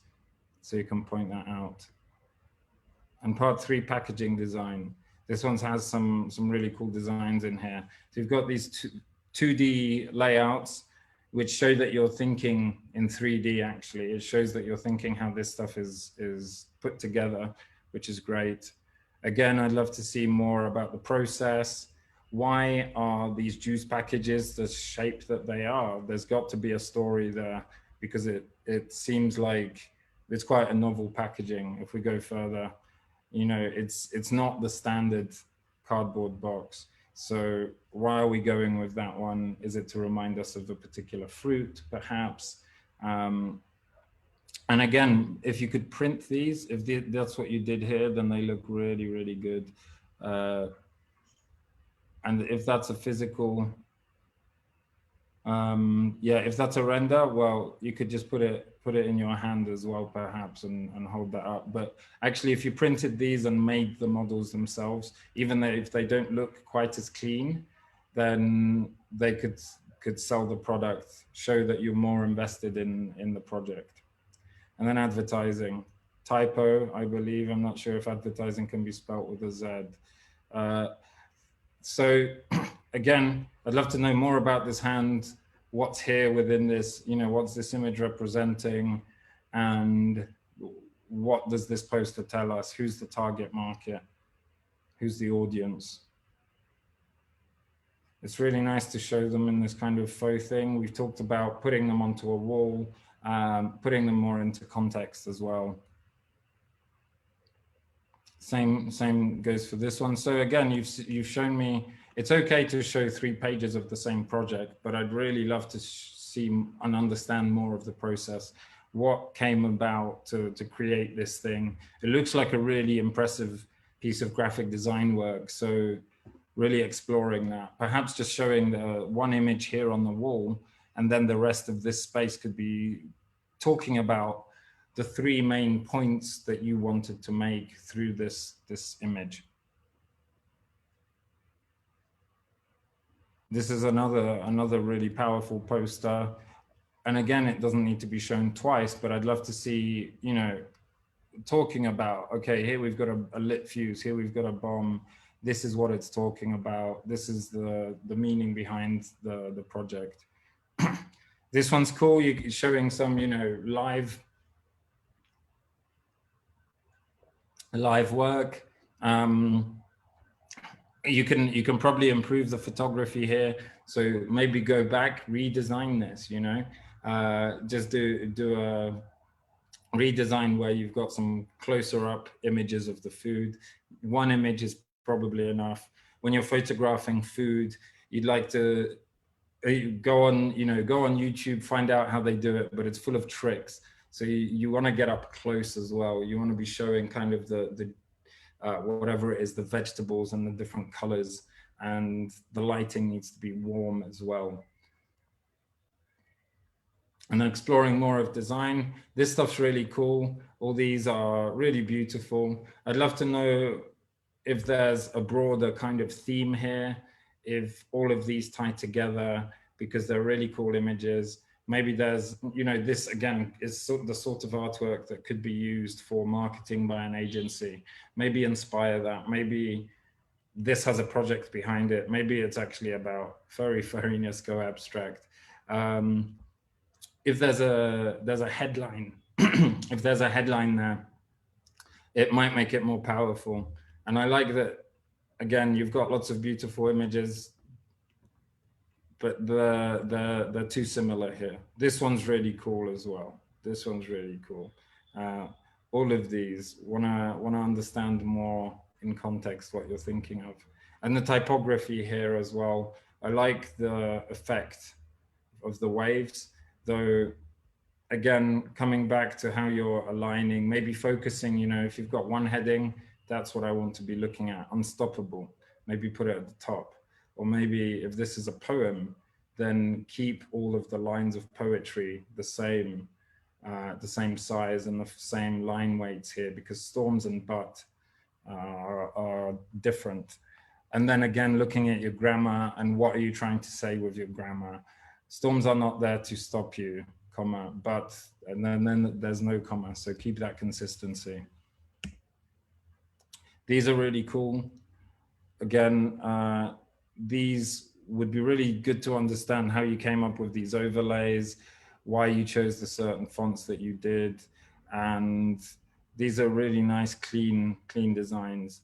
But the thing is, now we're very deep into the portfolio. So maybe someone's already seen the other things and haven't even gotten here. But it's a really good one. And then again, the 2 pages, unnecessary. You could have put probably thank you and then your contact information here. So front covers, back covers, and in between pages are good, but you don't really need them. You can always try to bring it down to be less. Any other questions before we do some quick redesigns? So I'm going to be listening. 10 more minutes. Opening files. Absolutely. I'm going to be listening to questions and answering as we do some redesigns here of these. Okay. So anybody with a question? Portfolio pages.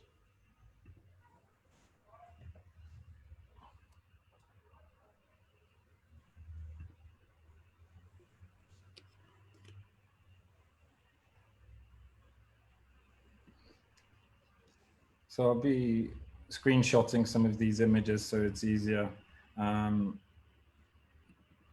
But they won't all be high resolution. This is just more to show you the potential for some of these layouts. I'll use this thing that we had here already. Sorry, not file, slide new. So I'm using actually Google Slides for now, just because, like I said, it's more about the layouts. I'd be happy to go more in depth and do stuff in InDesign, etc. But I think for now this will do. So something like this page, we'll take the text, we'll drop in. Have we got any questions as I'm doing this?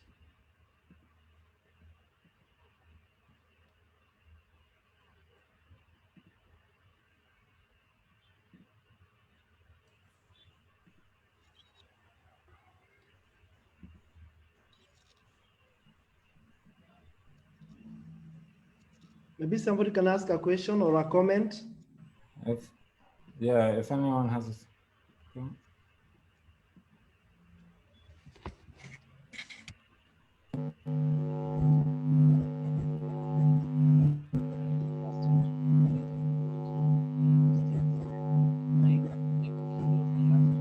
Sorry, is that a question? I'm just hearing buzzing.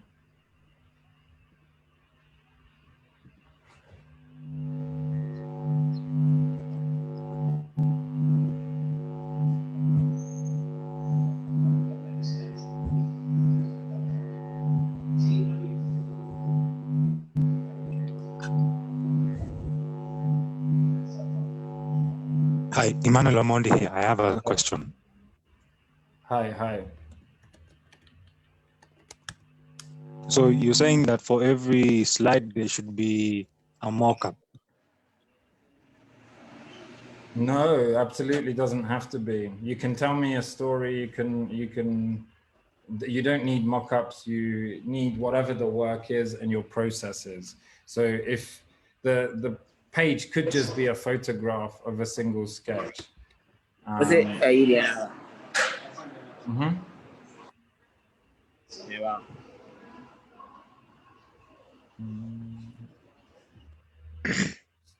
Sorry, I didn't get you. Please repeat.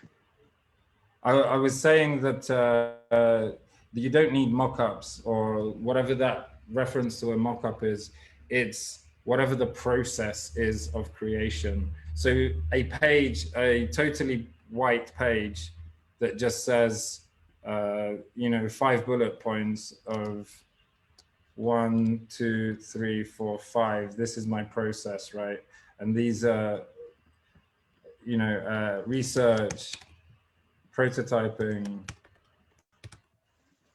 ideation, sorry, they're the wrong way around. Ideation, then prototyping, you know, and if you write those out, that might be enough with just a photograph of what you've been creating. So it doesn't need to be the finished product. It doesn't need to be a finished mock-up. It can just be quite simply a image of you working, for example, or something in a product in context. Maybe you can tell me what sort of field you're in, and then I can specify.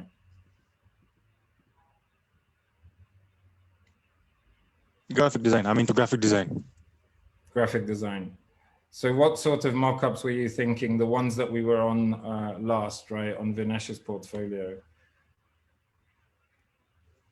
Yeah, from the previous portfolio you've been showing, you know, you per slide, you mentioned that there should be some description, then also to show how it looks. If that in my understanding is a mock-up, to take a photo of how it looks, right? Mm-hmm. Mm-hmm. Absolutely, yeah. So my question is, mm-hmm. So now that should be the running theme all throughout the entire portfolio, from the first to the last. Each page should have its own mock-up, or not necessarily? No, definitely not. It's showing the process. So the mock-up is, you could say, the middle bit, right? Before the mock-up, you have sketches, you have cardboard cutouts. As a graphic designer, you know, you may be doing sketches on paper, and then you can take a photograph of that sketch. That's what I'm saying. Take a photo of your sketchbook and then put that as the background, such as we've done here. So I wanted to show an example. I don't think we have one here.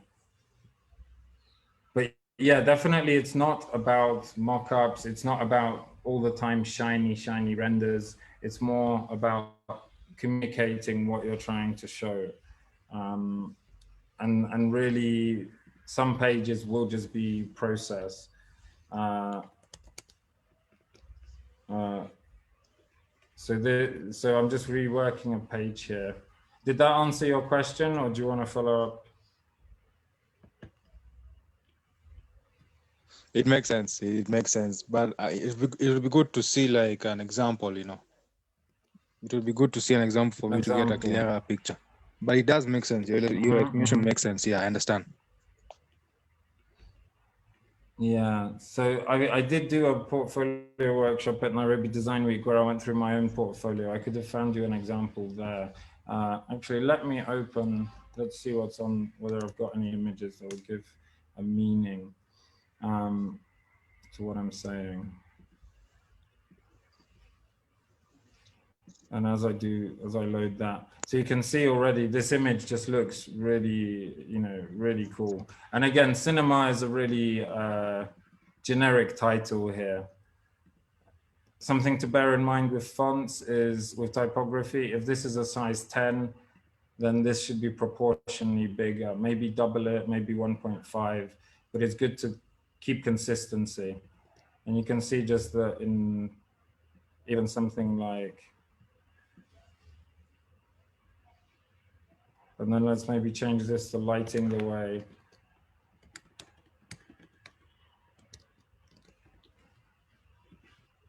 So this page, even though it doesn't show me quite as much information, it would be a really nice first page for this project. Something that I didn't do here is add a gradient.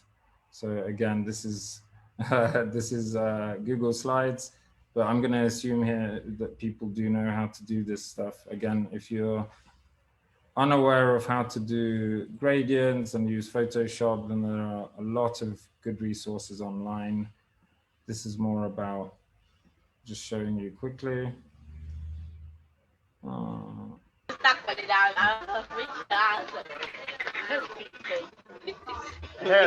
this color too. Please pay 10 pesos. I think we've got someone unmuted.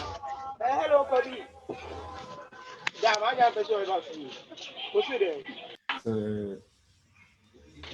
again, if I was to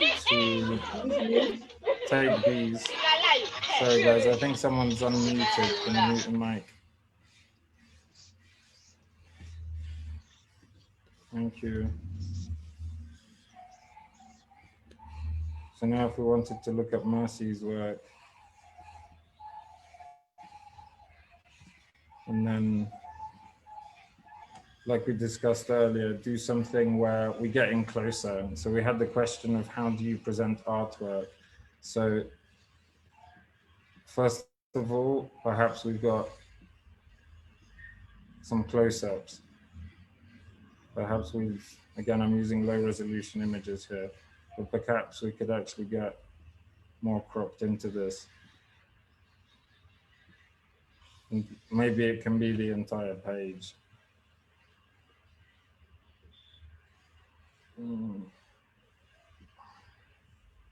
Oops. And you can see that you're giving people more insights here. So let's say we'll put a text box in, we'll make that text black.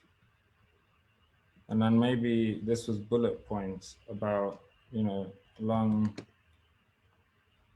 day. Sorry, it was kidney day. And then process. And then the why, the how and the what of this project. I'd love to do much more. Oh, unamwendea nayo. Unamwendea nayo. Haya. You got a question? Hey. I think it's somebody who was unmuted. Let me mute them.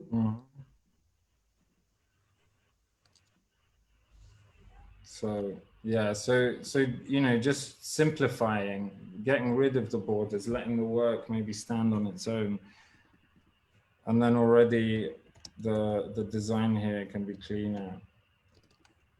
So you've got typos, etc. But maybe again we go up to 20, and maybe the question is, how to raise awareness.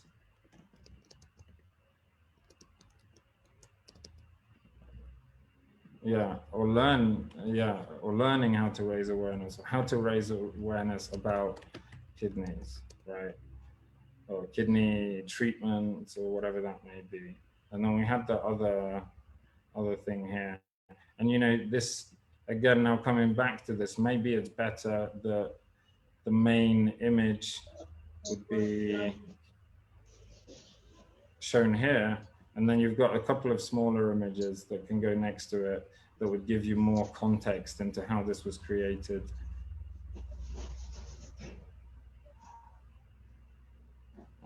And I know Mercy had some nice artworks in here. So I talked about the leaf, the rose here. So if we take a screenshot and throw it in.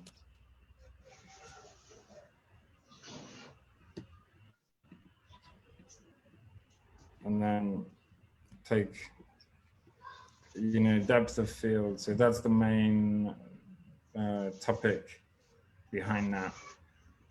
Oops. Oh, it's okay. I don't need that. So again, this image isn't cropped properly. Ideally, I think we'd crop it so that it could stretch to fill the page. So let's do that. And then wherever that crop comes down.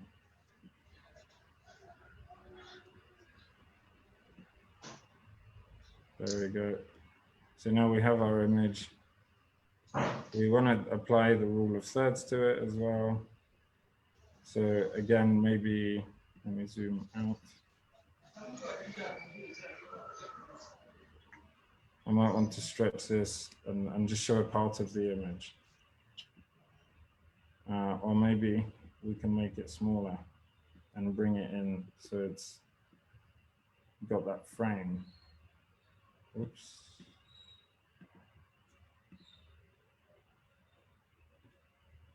And then,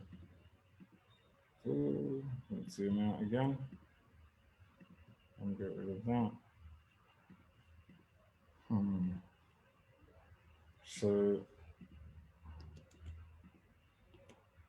So talk about depth of field, exploration, study. So it's not just a photograph, it's why did you choose to do this? And then there may be a, then you do why, how, what again. And let's pick that image back. This image looks really beautiful, I think, when it's either got a white frame, and that's something we can do. It's not insisting that everything is full bleed. That's really not the point here. It's more about, there we go. It's more about just showing the images to their best.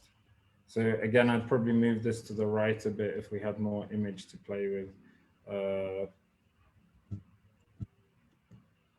So let's just bring that.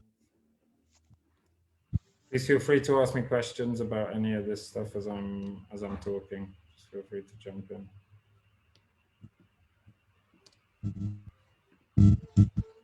All right, so that's a comparison here of the two pages. So we're really trying to sell the page more than the layout now.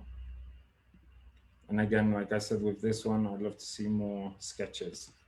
And let's go to Vinesh. So again, something simple, like if we take this page and then we'll split it into its components and bring it in, get a new page.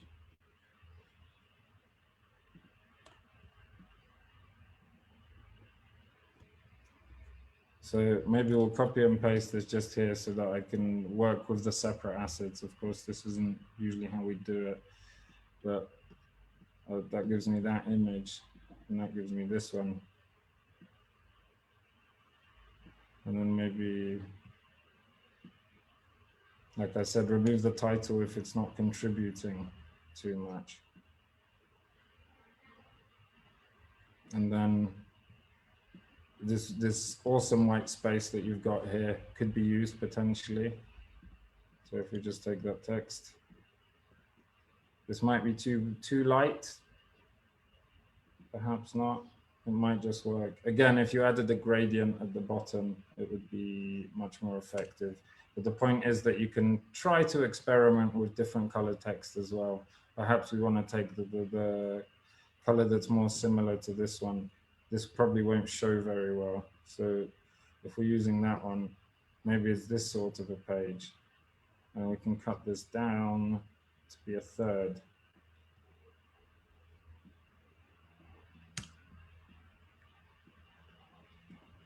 Now this page is starting to give me more of an idea of what this is going to be. So redefining brand identity. Whatever the headline might be. Of course, this is, again, pharma promo, whatever the title is. And we could make that larger. Perhaps you've got some really big headings. It's nice to insert those somewhere. And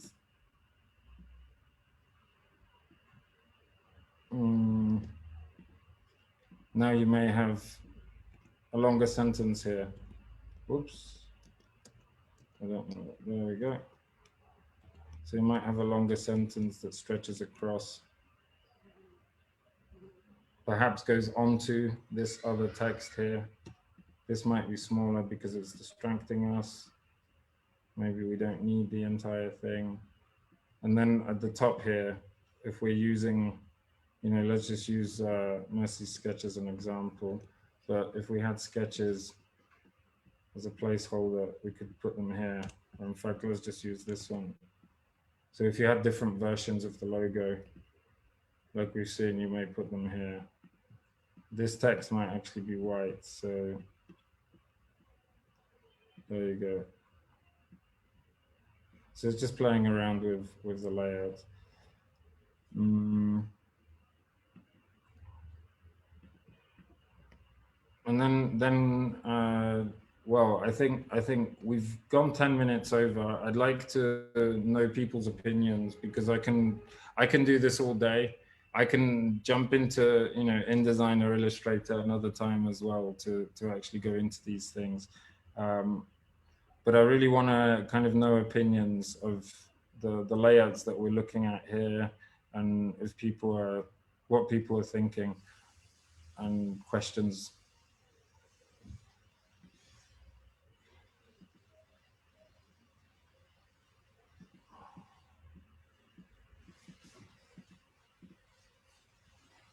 Anyone?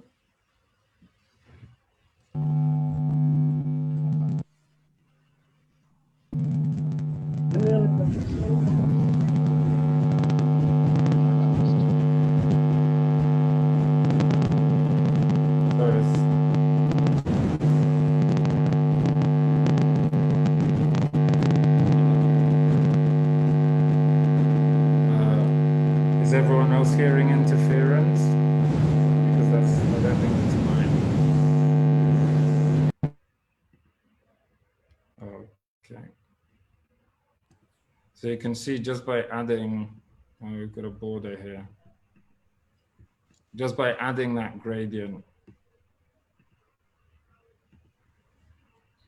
we've given this kind of much more color and so on. And then on the next page, he could follow up and actually show us more of the process. So it's not about showing a render or a mock-up on every page. It's not about showing any particular thing on any page or every page. It's about keeping the balance and showing the variety of work that you have. So if you're a very skilled CAD technician, that's probably going to show through your portfolio, but you'll want to show more of the bits that when you come to interview, I'll know they're your weaknesses perhaps, or I'll try to target them. So maybe you haven't shown me, for example, I know Kashyap is very capable in model making. So if he hasn't shown me that in an interview, I might go and say, you know, show me some of those models. What model making have you done? And that could have been communicated through the portfolio in the first place.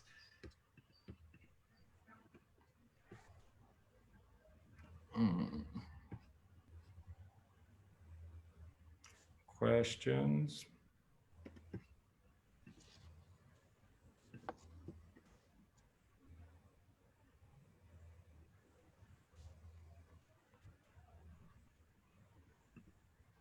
Hi everyone, questions? I'll keep doing this. I'll do 2 more pages, maybe just quickly, and let's see what we have. This is really, really cool artwork. So I'm just duplicating all these so it's easier for myself, but perhaps, you know, and then we haven't really looked at the typography here. So let's explore some typography.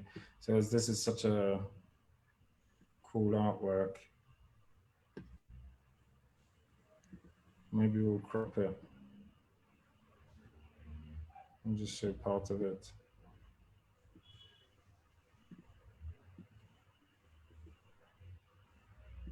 Michael, have you got any questions? We don't, from Facebook, we don't have any questions. Just a comment that you're doing a good job. Okay, thank you. Then there is a request on the chat by Nahita. She's requesting if she can send her portfolio for your analysis. Sure, absolutely. Maybe later. You can, absolutely. You can DM myself on Nairobi Design Week as well. And yeah, I'm sure we can do something like this again, and we can. That's why I put together the rules, and I think maybe let's go back to the rules quickly, because this was, or the tips rather. These aren't rules. Rules are there to be broken. So I want to be careful in what I'm saying. But process is more important than the end result. This is the thing that I've been talking about for the last 2 hours, and process is really all we want to see.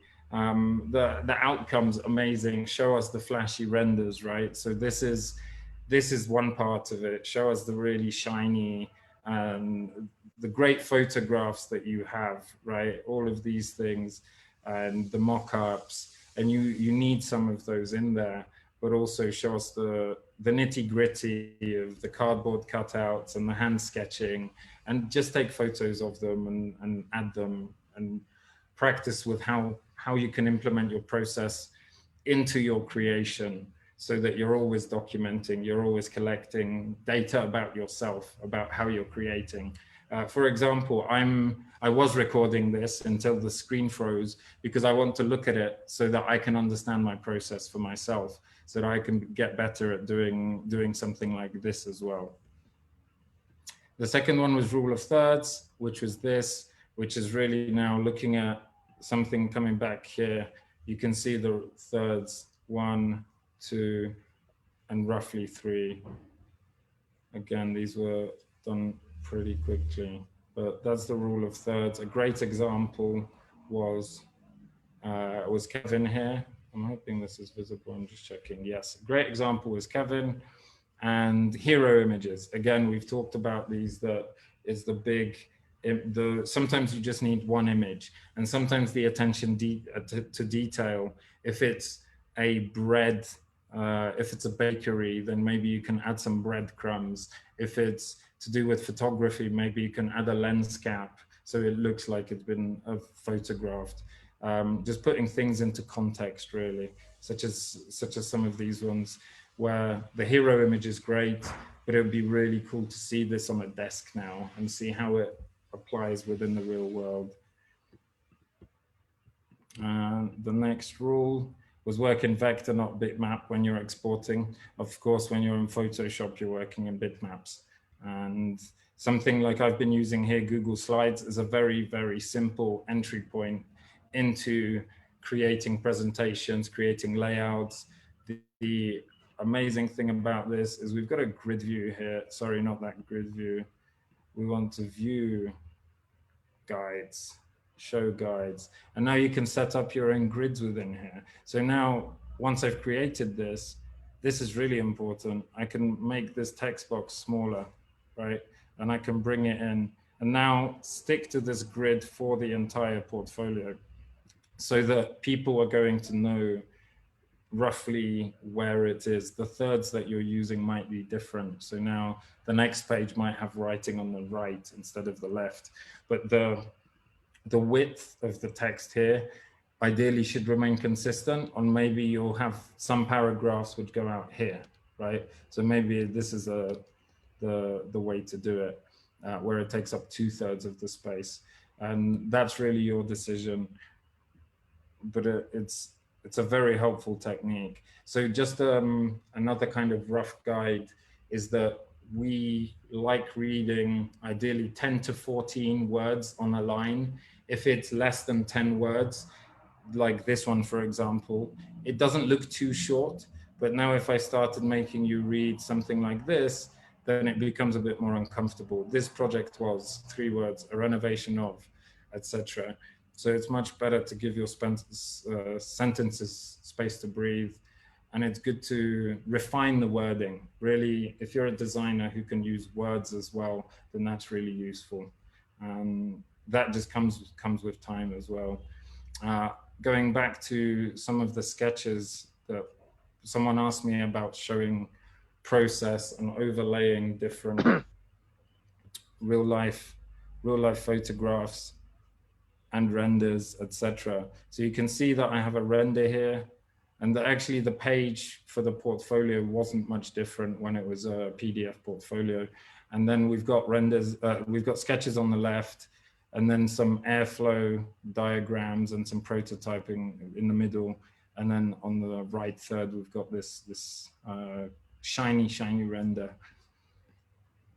So I think this your screen is locked again. Oh, okay, sorry. Let me see, share. Oh, gotcha. There we go. I think, can you see now? Yeah, much better. Yeah. Perfect. So I was referring to this one.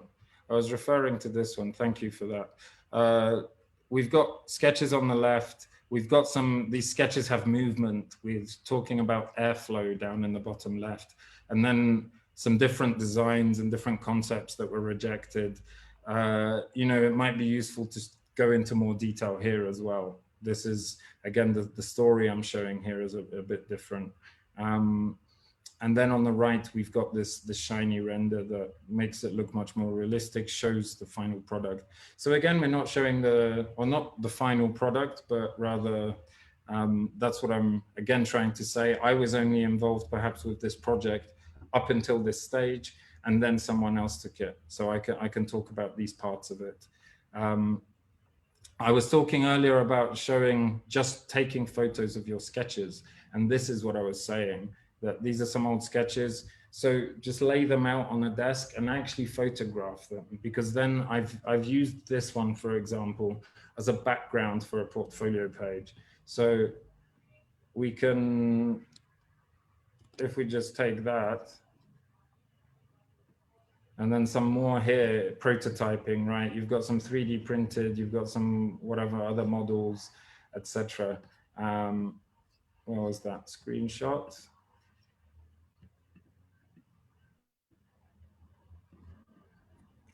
Right, so something like this, we could, oops. Sorry, I'm moving the lines now.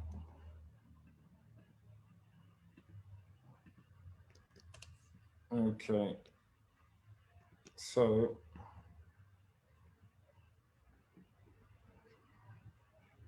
oops.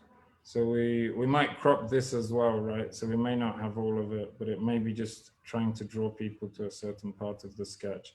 So this could be in itself a background, and then we can bring some, say, sketches. And talk about the process of what's happening here, but even just this page gives me a bit of context of what you're working on. Can we still see everything? Yes, good. So I'm on one screen, so I can't see everything at once. Some more there. And then the next rule, just to run back, is ideally size below 5 MB, unless there are really exceptions, unless someone's giving a specific size, but 3 or 5 MBs, ideally. The tools aren't important. As we're looking here, we're doing this thing in Google Slides on purpose. And it just shows that those two, the Pixlr, that's pixlr.com. There are a few other options, and Google Slides. Although not to preach about that, because you do want to learn design software. So whichever tools are available to you at that time is the point. Have a modular portfolio in CV, something where you can switch up projects and move them around depending on who you're sending it to.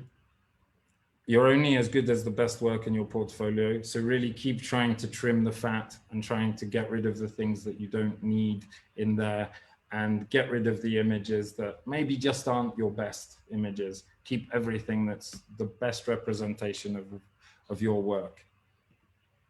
Be online, so keep up to date with opportunities, tools, find insights on places like YouTube. Lots of designers do portfolio reviews, reply to your emails, etc. And tell a story, show your personality, and show why you're a designer like you are, why you're creating these things the way that you're creating them.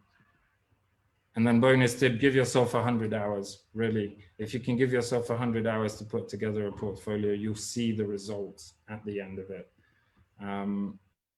So I think, let me know if you've got other questions.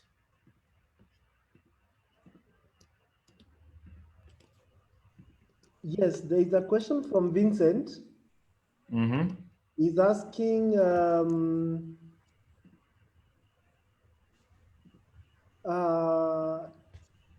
is it advisable or necessary for your portfolio to be too wordy? Because at some point, one might have too much to say about a particular project? That's a very good question. Yeah, it can get too wordy. People don't want to read. That's why I'm telling you a lot of the time here to give me images, because if the image grabs me, then I'll want to read other things, and give me time to breathe. So not every page should be wordy. You know, it's nice to have pages that are just really, like I said, hero image, something that's representing the best render that you have. You know, within your portfolio, it's much better to show one process or one type of thing once and really well. So if you just show me, even if it's disconnected projects, but you convey that within this project, I focused on model making. Within this project, I focused on something else. And then you've just got some words, you know, a paragraph or so to describe that. That should be okay. The other thing is just, you know, by even reading this stuff, I think you can bring down the number of words you're using just by really refining the writing and cutting down the unnecessary words. So again, it becomes turning yourself into a better writer, and just seeing where the excesses are, and just seeing how this writing, sometimes you'll lay out the same writing, but the way that you're presenting it and formatting it will make it seem more or less intense and more or less reading to people. Does that help? Right. There's another question from Kesia. Is that the correct pronunciation? I hope so.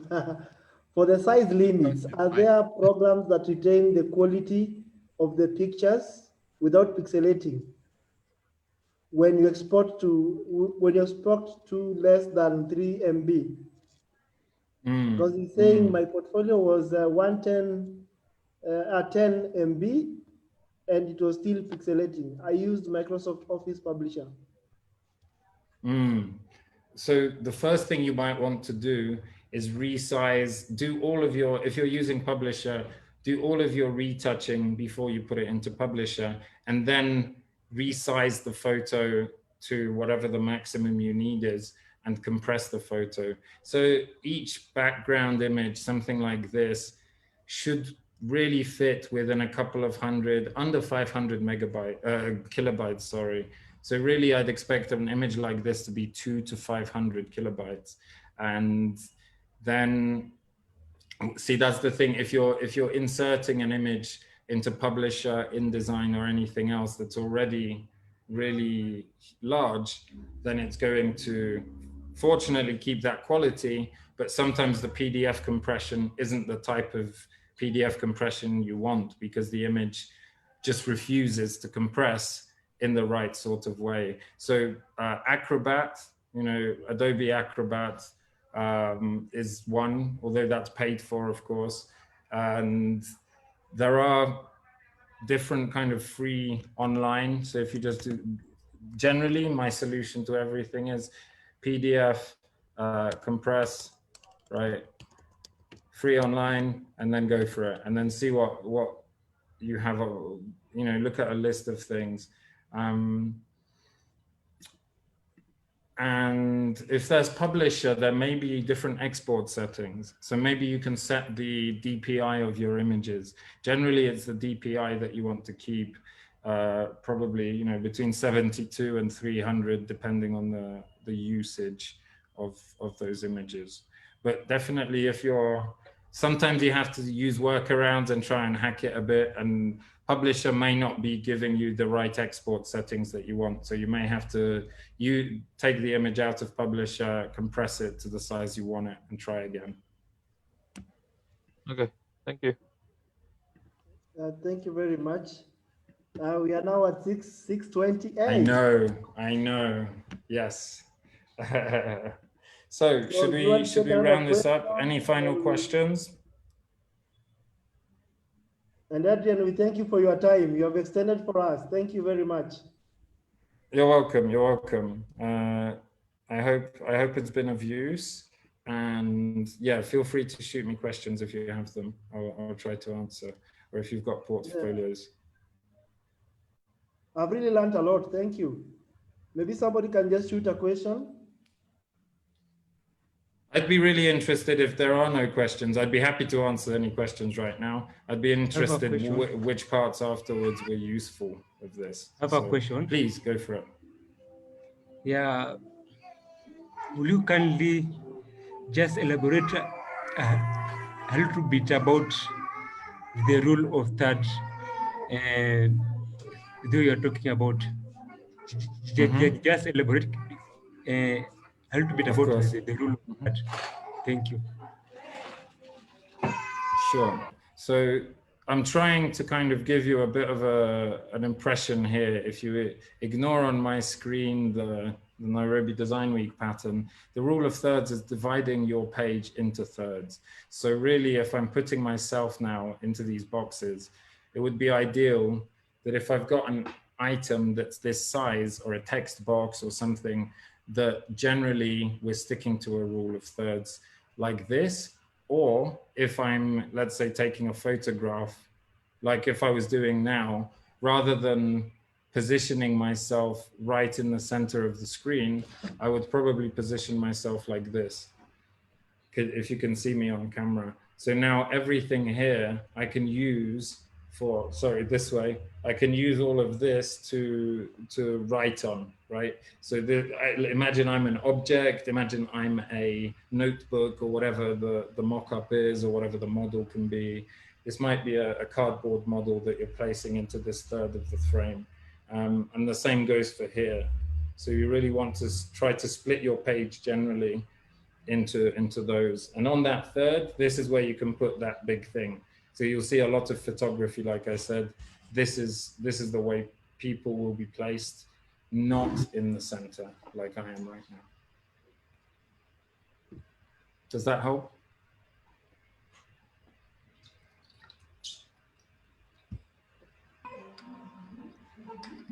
Thank you. Thank you. All right, any other question?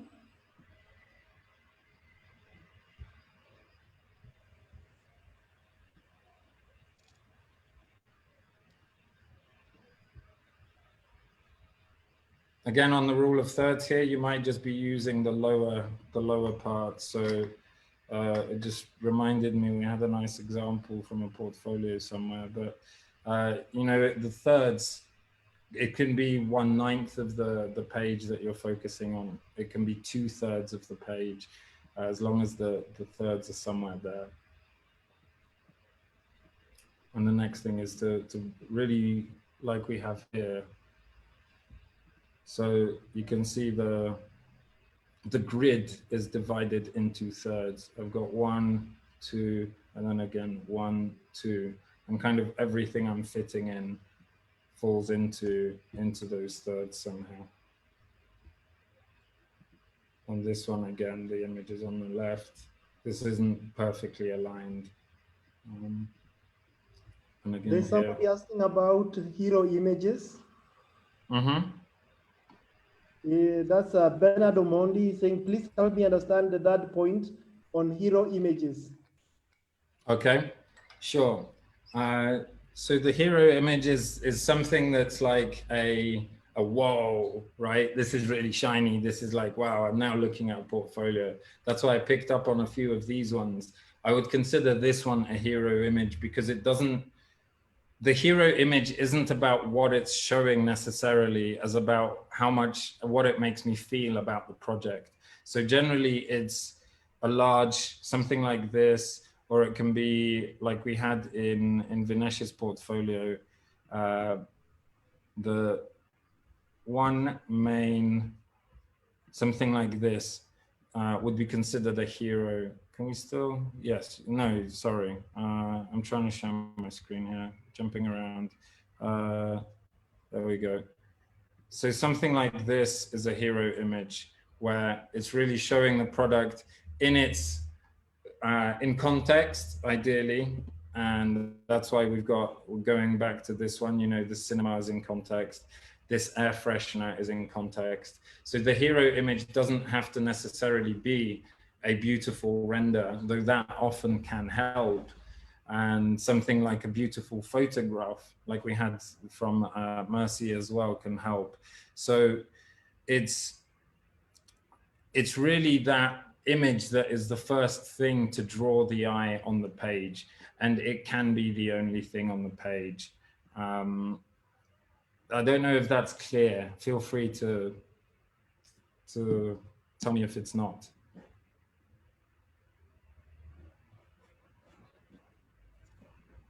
I think it's clear. Omondi?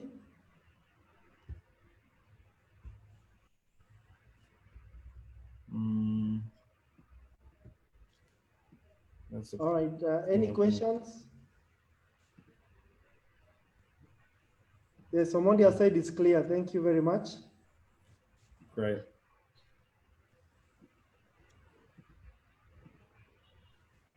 All right, thank you very much, Adrian, for taking us through a portfolio.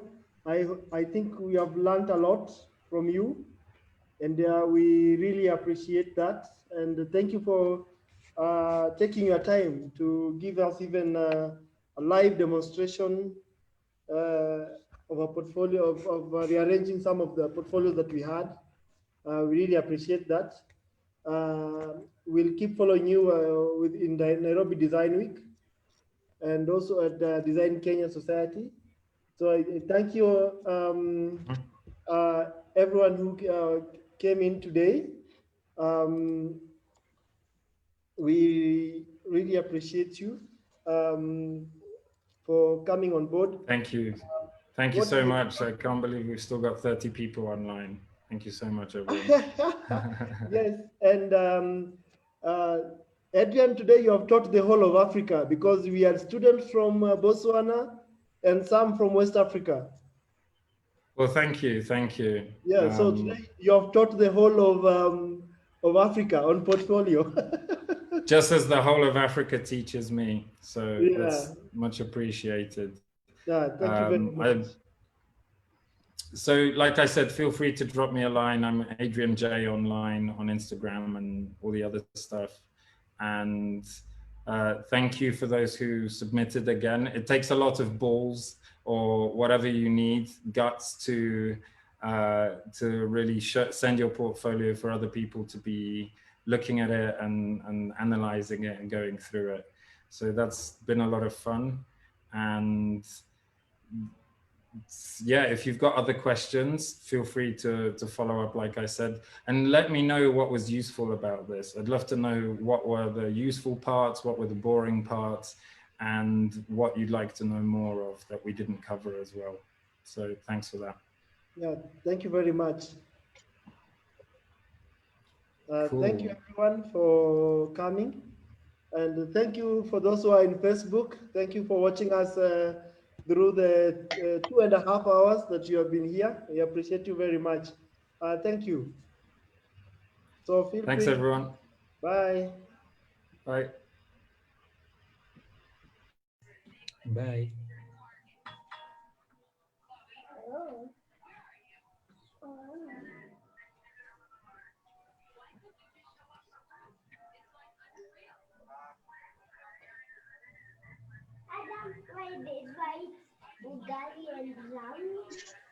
Because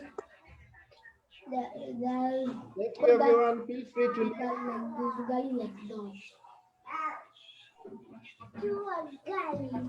hello to this brown porridge and white porridge.